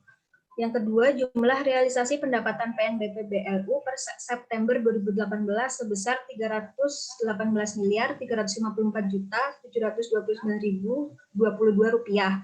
Hal ini masih bisa meningkat seiring berjalannya tahun anggaran 2018. Kemudian sebesar 25,15% jumlah mahasiswa diberi afirmasi pada tahun 2018. Kemudian sejumlah 89 mahasiswa meraih juara berbagai kompetisi nasional dan atau internasional pada tahun 2018. Selanjutnya, lama waktu tunggu rata-rata lulusan memperoleh pekerjaan adalah 6 bulan. Kemudian terjadi peningkatan publikasi nasional dosen tetap menjadi 110 judul. Kemudian publikasi internasional dari dosen tetap meningkat menjadi 325 judul. Sejumlah 20 judul penelitian dosen dimanfaatkan masyarakat atau industri. Dan peningkatan produktivitas si dosen UNJ sebanyak 13.562 citasi pada tahun 2016 dan diperoleh 282 hak atas kekayaan intelektual atas nama dosen Universitas Negeri Jakarta. Dari 10 kinerja yang telah ditargetkan pada kontrak kinerja BLU, 9 diantaranya telah dicapai oleh BLU UNJ dengan capaian yang bervariasi. Hanya satu target yang tidak tercapai, yaitu publikasi nasional. Hal ini disebabkan karena dosen lebih mengejar publikasi internasional yang memiliki kredit lebih tinggi dan sesuai dengan anjuran Kemenristek Dikti. Kedepan, pencapaian target kinerja diupayakan terjadi pada semua aspek dengan melibatkan semua komponen BLU UNJ. Peningkatan sumber daya manusia di UNJ telah terlaksana. Hal ini dapat dilihat pada peningkatan strata pendidikan dosen dari S2 menjadi S3, yang semula menjadi 236 orang pada tahun 2017 menjadi 247 orang pada tahun 2018, atau meningkat sebesar 2,16%. Pada saat yang sama terjadi penurunan jumlah guru besar menjadi 45 orang pada tahun 2018 dari jumlah guru besar pada tahun 2017 sebanyak 46 orang atau menurun sebesar 17,95%. Begitu pula dengan peningkatan jumlah S1 profesi tahun 2017 berjumlah 3 orang naik menjadi 19 orang pada tahun 2018. Naiknya itu mencapai 433%. Peningkatan sumber daya manusia tersebut berdampak pada peningkatan keunggulan mahasiswa yang dilihat dari indeks prestasi akhir atau lulusan atau IPA lulusan dan lama studi. Pada tahun 2017, IPA rata-rata mahasiswa adalah 3,28, sedangkan pada tahun 2018, IPA rata-rata mahasiswa adalah 3,31. Di samping itu, peningkatan sumber daya manusia tersebut juga berdampak pada peningkatan nilai akreditasi program studi pada strata S1, S2, dan S3. Pelaksanaan remunerasi di UNJ yang dilakukan secara penuh pada awal 2018 berdampak pada faktor internal UNJ, yaitu kinerja layanan, kinerja keuangan, dan kinerja tenaga pendidikan. Sedangkan faktor eksternal yang berdampak pada perubahan layanan di UNJ adalah terbitnya Penristek Dikti nomor 44 tahun 2016 tentang organisasi dan tata kelola Universitas Negeri Jakarta yang berdampak pada pengelolaan internal UNJ, terutama pada penyusutan jumlah lembaga dan unit pelaksana teknik, serta struktur manajemen tingkat fakultas, di mana seluruh aktivitas manajerial yang awalnya ada di tingkat program studi menjadi di tingkat fakultas. Udah, Pak. Oke, udah sisanya ya, panjang ya. Oke, ini mungkin dilanjut teman yang lain. Untuk yang mungkin ya inilah terkait dengan BLU.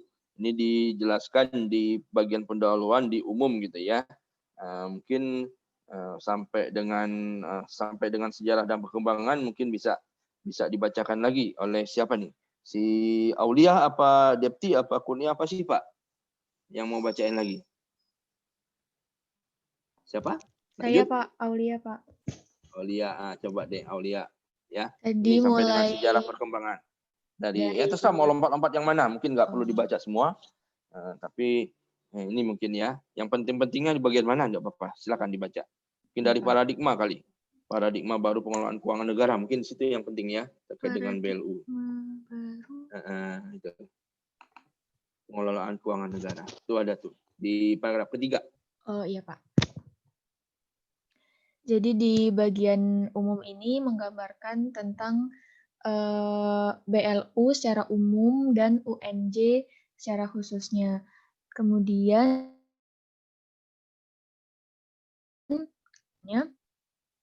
paradigma baru pengelolaan keuangan negara sesuai dengan paket peraturan perundang-undangan di bidang keuangan negara meliputi UU 17 tahun 2003 tentang keuangan negara, UU nomor 1 tahun 2004 tentang perbendaharaan negara, dan UU nomor 15 tahun 2004 tentang pemeriksa pengelolaan dan tanggung jawab keuangan negara mengandung 3 kaidah manajemen keuangan negara, yaitu orientasi pada hasil, profesionalitas, serta akuntabilitas dan transparansi.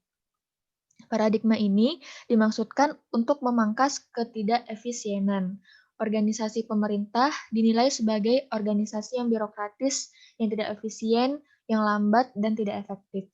Secara normatif, manajemen modern unit pemerintahan harus profesional, akuntabel, dan transparan.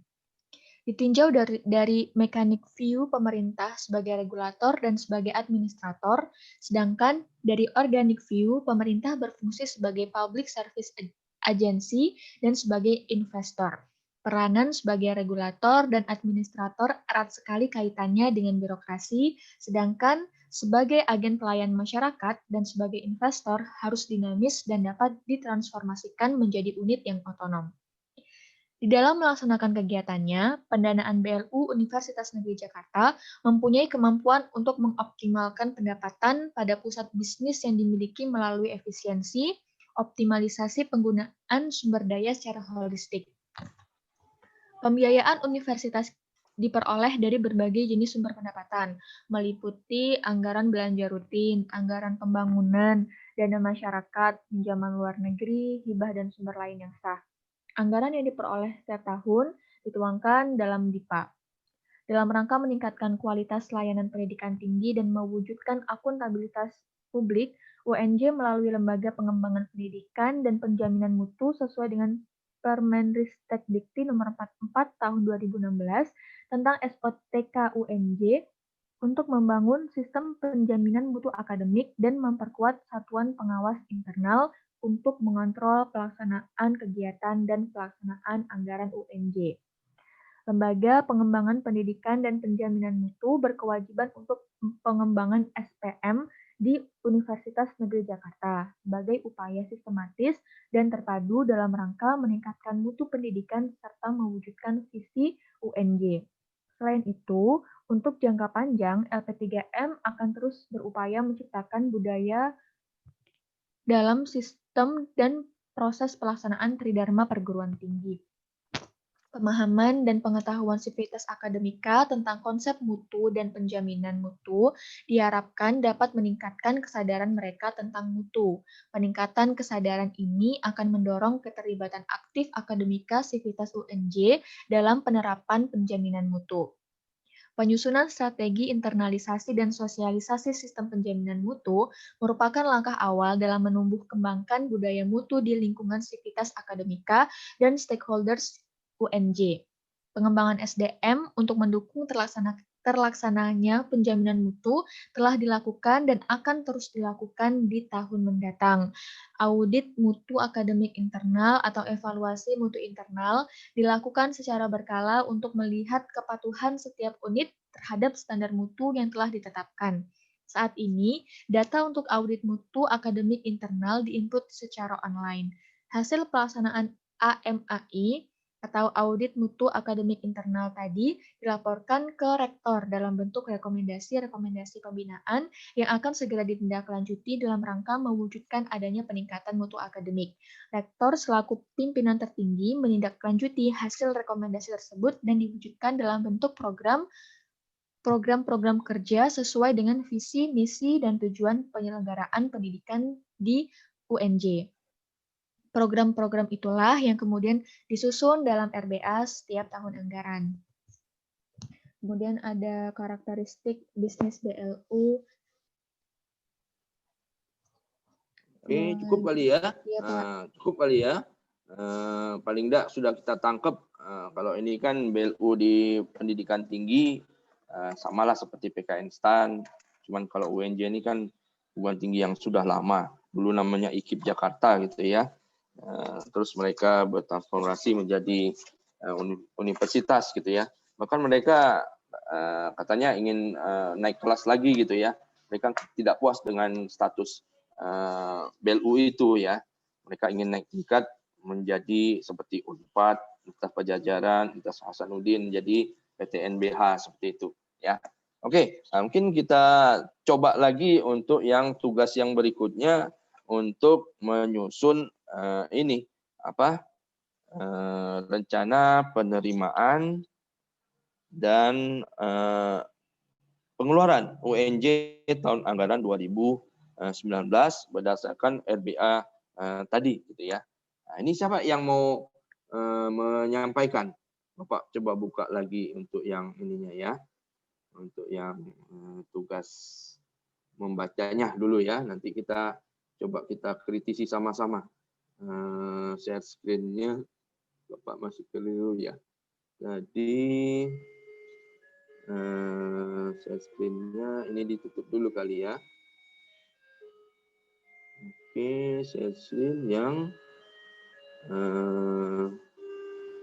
tugas kelompok yang kedua ya, yang rencana penerimaan ya. Oke. Ini ada rekapannya enggak ini kira-kira? Rekapannya rincian pendapatan. Oh, di bawahnya paling ya. Paling di bawahnya. Ini bagian depannya dulu. Terkait rincian pendapatan, setelah itu rincian belanja ya. Oke, siapa yang mau bacakan rincian pendapatan untuk Statker BLU UNJ? Si tadi udah baca Aisyah sama Aulia. Depti, Kurnia, atau Siva? Halo? Yang berikutnya? Sudah bisa kelihatan kah ininya? Belum, Pak. Oh, belum. Oh, belum muncul, ternyata Pak. ya. Belum muncul ya. Udah Bapak buka dulu ya.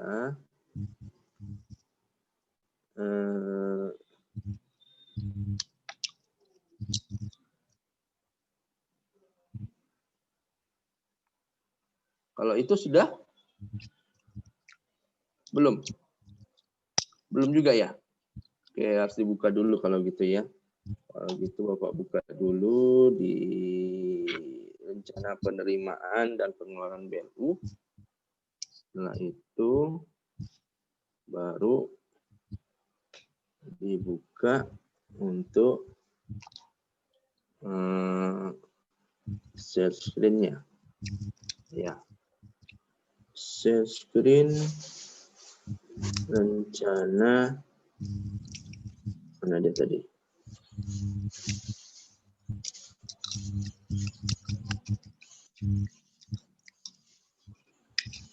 Itu sudahkah? Rencana penerimaan dan pengeluaran sudah nongol? Yon? Sudah? Belum, Pak. Belum, Pak. Belum juga. PDF-nya Waduh. belum, Pak. Oh, PDF-nya belum. Ya udah, kalau gitu harus di ini ya. Session yang lamanya mungkin harus ditutup dulu kali ya. Oke, kelompok 1 BLU pendidikan. Kalau ini mudah-mudahan bisa. Kalau ini sudahkah? Sudah, Pak. Sudah? Oke. Coba bisa disampaikan secara singkat aja. Artinya ini mau nyusun rencana penerimaan pengeluaran atas dasar RBA tahun 2000 atau realisasi tahun 2018 gitu ya? Seperti itu kah? Membuat proyeksinya? Iya. Oke, 2018 ada data existing tapi cuma sampai bulan September gitu ya. Terus tahun 2019 ini rencana. Seperti itu kah? Cara ininya. Oke, silakan. Siapa yang mau menjelaskan? Si Depti, Kurnia, atau si Pak? Menjelaskannya per akun atau gimana, Pak? Mungkin secara keseluruhan dulu. Secara keseluruhan di ini kan cuma 9 bulan ya. Tahun 2018-nya. Terus diproyeksikan tahun 2019 jadi berapa gitu? Ini totalnya ya? Iya. Ini 2018 total targetnya gitu. Ini target ya? 471. Iya, Pak. Ini target Iya, Pak. 471. Ini realisasi 318 ini sampai dengan 30 September. Ya. Iya. Ini 9 bulan. Nah, terus ini tahun 2019 ya, targetnya 440. Betul. Betul, Pak. Oke. Tolong kasih penjelasan. Mengapa total pendapatannya tahun 2019 itu lebih rendah dibanding target pendapatan di tahun 2018. Ini kan 471 target 2018. 2019 diproyeksikan 440, lebih rendah targetnya dibanding tahun 2018, tahun sebelumnya. Padahal kan salah satu evaluasi kinerja Satker BLU dari Direktorat PKBLU di Jam Kendaraan adalah terkait dengan ini target dan realisasi PNBP-nya. Seperti itu. Gimana ceritanya? Bisa dibantu jelaskan? Gimana? Silakan, nggak apa-apa salah. Sebelumnya kan pada target yang tahun sebelumnya itu kan 471 miliar 739.746.000. Nah, itu realisasinya itu pada udah 9 bulan itu baru 318, Pak. Itu baru 53%. Nah, berdasarkan realisasinya sebelumnya itu, jadi tahun berikutnya tuh nggak berani nargetin setinggi 471 tadi, Pak. Sesuai sama realisasi sebelumnya. Oke, jadi lebih realistis, targetnya mengikuti realisasi tahun sebelumnya, gitu ya. Tapi di sini kalau dari kita lihat dari pendapatan PNBP sebenarnya meningkat dia.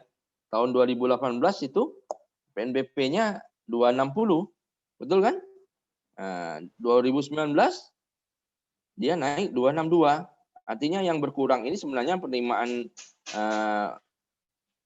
dari sumber dana rupiah murni dari APBN-nya yang berkurang, betul nggak? Dari Betul, Pak. 210 tinggal 178.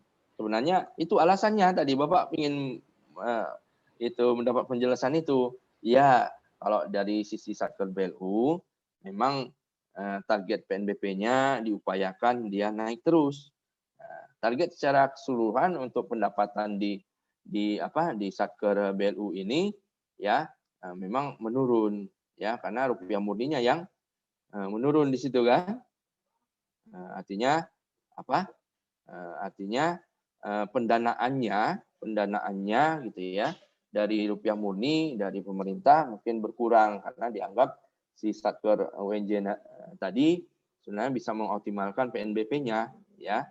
PNBP-nya kan jadi 262, naik sedikit 2 miliar lah gitu. Gitu ya. Oke? Sepakat ya? Sepakat, Pak. Terus asumsinya mungkin apa? Kok jadi secara ini naiknya cuma sedikit saja, cuma 2 miliar aja.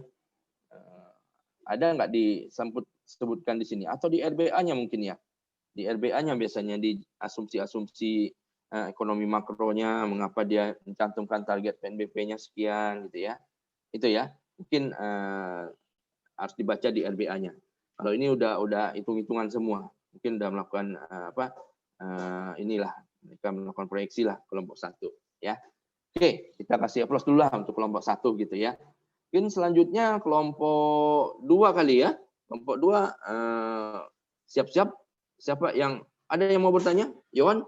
Ya, ada tanda-tandanya ngangkat ini. Oke, mungkin rembukan dulu yang kelompok 2 atau kelompok lain yang mau coba menjelaskan duluan. Boleh kalau memang mau maju duluan. Nanti ada giliran juga gitu ya. Ada giliran juga siapa yang paparan di pertemuan berikutnya siapa gitu ya. Oke, ini Bapak kelupaan, sebelum lupa Bapak ini dulu. Bapak upload dulu yang foto tadi ya. Foto pembelajaran kita hari ini. Terus yang portal tadi yang nggak masuk cuman Mada aja ya. Oke.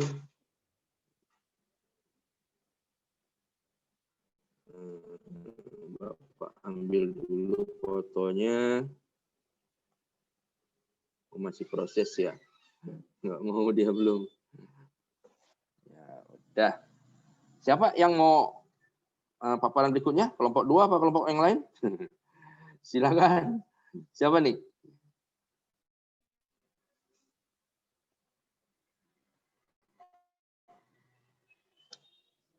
Ada yang mau paparan?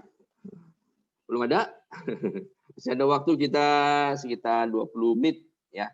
Nah, tapi ini Bapak belum sempat upload ini ya. Bapak minta waktu dulu 5 menit ya. Kelompok 2 rembukan ya siapa yang mau jadi pembicaranya gitu ya. Bapak mau upload dulu sekitar 5 menit deh ini kayaknya Bapak ketinggalan nggak ngupload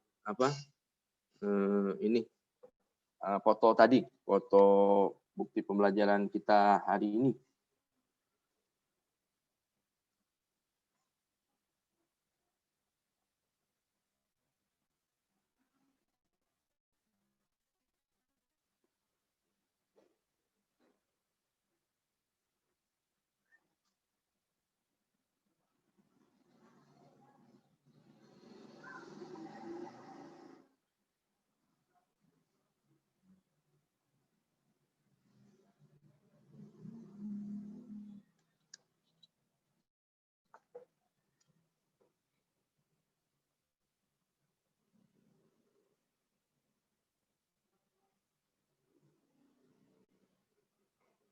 Oke, Bapak coba buka kelompok 2 aja ya, biar urut ya, biar gampang Bapak ngeceknya.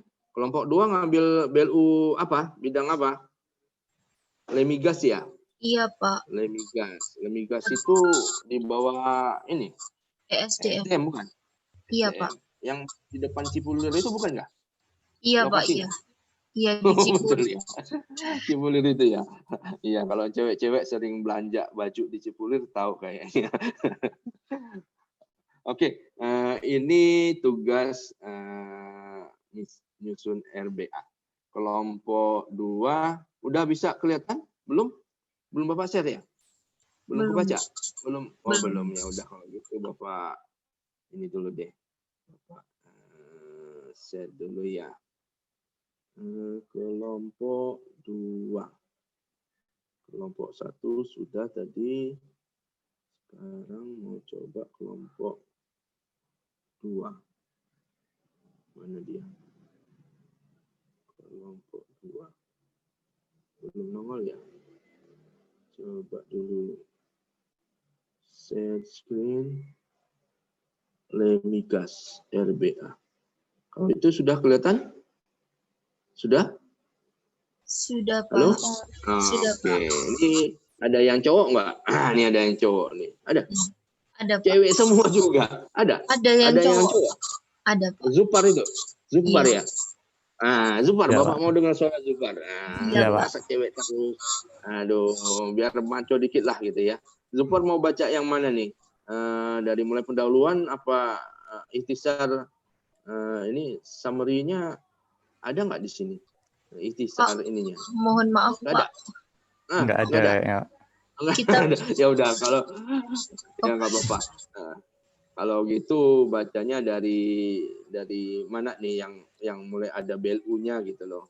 Dia ditetapkan jadi Satker BLU-nya tahun berapa nih? 2018, Pak. Oh, baru ya. Baru ya. Oke, di Mohon sini aja maaf, mungkin Pak. dari nggak Kemarin dicantumin. itu mencari RBA-nya itu sebagai acuan kami Susah. itu kesusahan Susah. dan datanya juga susah. Ya, Jadi udah. di sini kita kayak menggabung-gabungkan data dan Ya, kayak nggak apa-apa. ya nggak itu. apa-apa. Nggak Mohon apa-apa. maaf, Pak, nanti Namanya- kita sambil namanya merevisi. usaha. Iya, Biasanya Pak. memang agak sulit, memang dokumen RBA itu dianggap sesuatu yang rahasia gitu ya. Jadi agak susah kalau nggak ada orang dalam, memang biasanya nggak dikasih gitu ya. Kalau UNJ mungkin ya itu tahunnya 2018 mereka mau ngasih, tapi kalau tahun 2020, 2021 nggak bakal mau mereka ngasih gitu ya. Seperti itu. Ya betul ya kelompok 1 ya. Kalau yang 2018 mungkin ya itu pun juga nggak sampai bulan Desembernya selesai gitu ya, cuman sampai September mereka dapatkan. Oke, nggak apa-apa. Ini siapa yang mau baca? Zufar tadi ya? Benar, Iya, Pak. apa namanya? Mulai dari Satker dalam bentuk BLU. Coba nanti Bapak scroll ke bawah deh, sesuai kebutuhan. Mau dari mana bacanya? Boleh dari sini, Pak. Dari Satker itu kali ya, dari paragraf ini ya. Ya, Satker dalam bentuk ya. BLU. Silakan. Satker dalam bentuk BLU penuh dapat menerapkan fleksibilitas dalam pengelolaan keuangan. Dalam pola pengelolaan keuangan Badan Layanan Umum, PPK memberikan ruang kepada Satker yang bersangkutan untuk secara langsung dapat menggunakan penerimaannya yang berupa PNBP bagi kegiatan operasional dan investasi tanpa harus disetor terlebih dahulu ke kas negara. Demikian juga dengan surplus yang diperolehnya. Fleksibilitas dalam pengelolaan keuangan BLU harus disertai dengan pengawasan dan pengendalian yang ketat, terutama dalam perencanaan, penganggaran, serta pertanggungjawabannya. Salah satu alat pengendalian adalah melalui rencana bisnis dan anggaran BLU. RBA adalah dokumen perencanaan bisnis dan penganggaran yang berisi program kegiatan, target kinerja, dan anggaran suatu BLU. RBA definitif adalah RBA yang telah disesuaikan dengan RKKL dan keputusan Presiden mengenai rincian anggaran belanja pemerintah pusat dan telah disahkan oleh menteri atau pimpinan lembaga. Oke, ini ada ralat sedikit. Sekarang kita nggak mengenal Kepres ya. Kepres rincian. Sekarang namanya Perpres, Peraturan Presiden. Mengapa? Kok nggak pakai Kepres lagi? Ada yang tahu? Tahun terakhir tahun 2016 kalau nggak salah masih pakai Kepres. Setelah itu kita pakai Perpres namanya, Peraturan Presiden, bukan Kepres. Alasannya apa? Tahu nggak Zufar? Belum tahu, Pak. Kalau dulu namanya ABPP, Anggaran Belanja Pemerintah Pusat. Kalau sekarang Perpres rincian APBN itu namanya rincian APBN, ya, bukan Anggaran Belanja Pemerintah Pusat, tapi secara keseluruhan rincian APBN. Kepres itu ini kalau di bahasa hukum gitu ya, bahasa hukum, Kepres itu hanya mengatur yang sifatnya internal, keputusan gitu ya.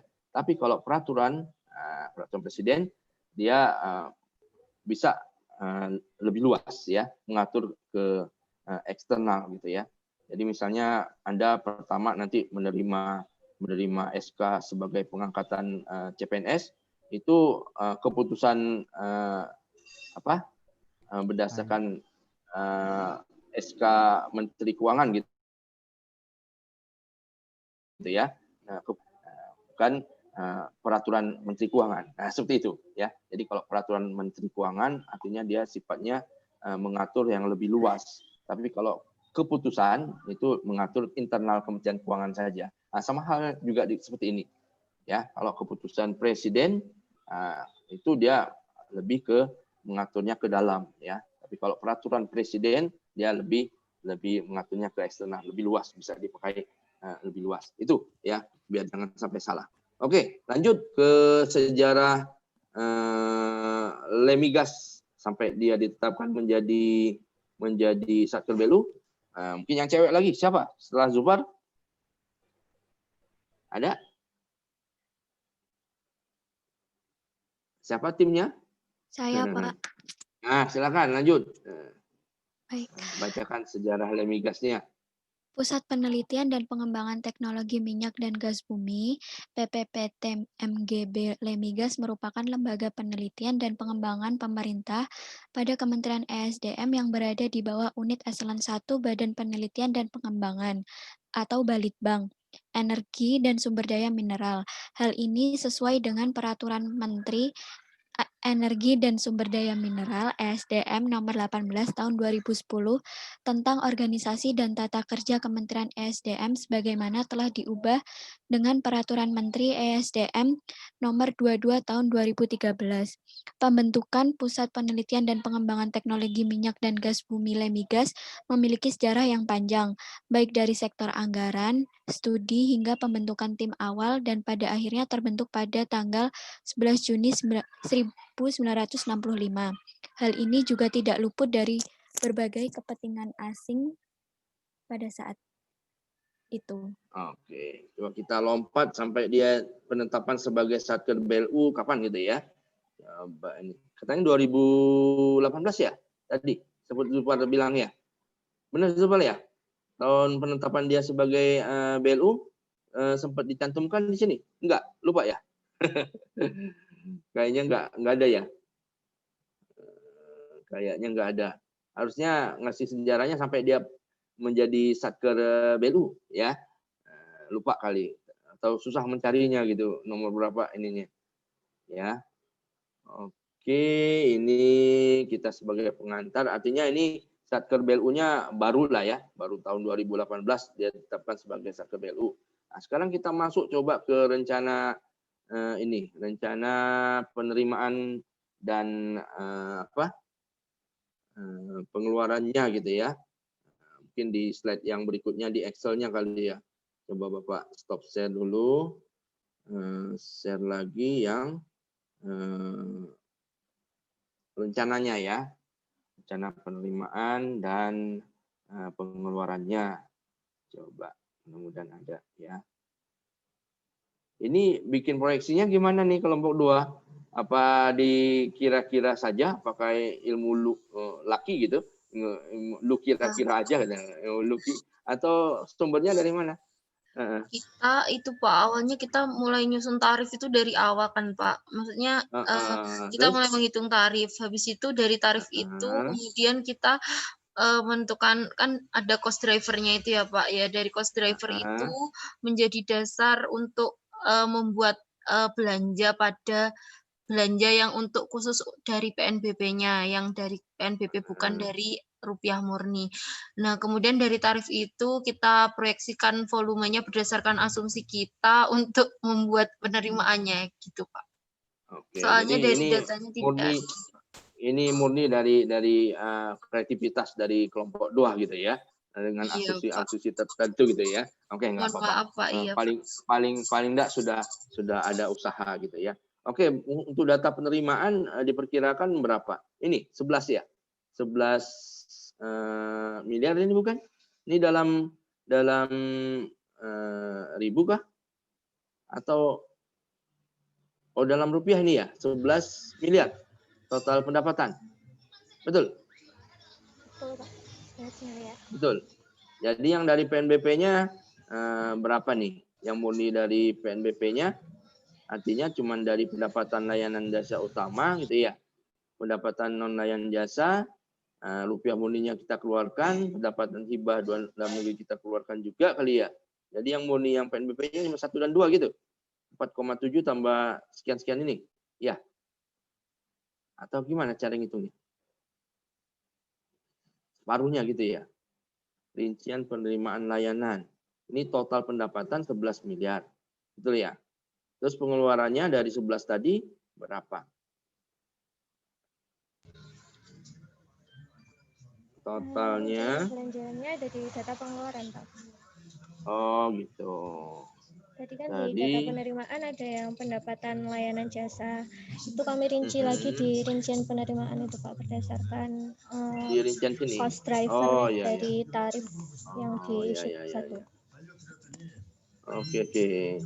Jadi agak susah kita memahami karena pakai asumsi ini ya. Tapi nggak apa-apa, udah mencoba ya. Tapi paling nggak sudah nangkep lah ya. Kalau yang kelompok 1 mungkin datanya ada dari UNJ gitu ya, sehingga mereka agak lebih mudah untuk melakukan proyeksi. Untuk kelompok 2 agak sulit karena data tadi katanya agak susah mendapat RBA-nya Lemigas gitu ya. Akhirnya mereka coba-coba untuk menghitung sendiri ya, walaupun mungkin angkanya kita juga agak bingung, harus dicek benar ya, tapi nggak apa-apa ya, namanya juga belajar gitu ya, seperti itu ya. Oke, bisa kita tangkap lah ya, paling nggak asumsinya untuk kelompok 2 ini seperti itu ya. Mereka bersusah payah gitu ya melakukan cost driver segala macam, ngitung-ngitungnya seperti itu ya. Nggak apa-apa ya. Bapak senang ya kalau ada upaya seperti itu ya, sampai mereka bikin tarif layanan dulu, ngitungnya berapa gitu ya. Oke ya, makasih ya. Mungkin hari ini kita cuman kelompok 1, kelompok 2 aja yang paparan gitu ya. Mungkin di pertemuan ke-12 atau ke-13 baru kita nanti kasih kesempatan kelompok yang lain ya. Mungkin itu yang bisa Bapak sampaikan ya. Lebih kurangnya Bapak mohon maaf, terutama tadi di awal-awal agak susah kita untuk masuk ke Zoom meeting-nya gitu ya. Tapi akhirnya kita berhasil juga masuk ya. Terima kasih atas perhatiannya ya, terutama kawan-kawan yang sudah menyiapkan Zoom meeting gitu ya, seperti itu. Bapak cukupkan sampai di sini. Terima kasih atas perhatiannya ya. Lebih kurang Bapak mohon maaf. Bapak akhiri dengan menyebut alhamdulillah. Assalamualaikum warahmatullahi wabarakatuh. Selamat sore, tetap semangat untuk menyelesaikan proposal KTTA-nya ya. Terima kasih. Ya. Waalaikumsalam. Waalaikumsalam warahmatullahi wabarakatuh. Terima kasih, Pak. Terima kasih. Assalamualaikum. Waalaikumsalam, Pak.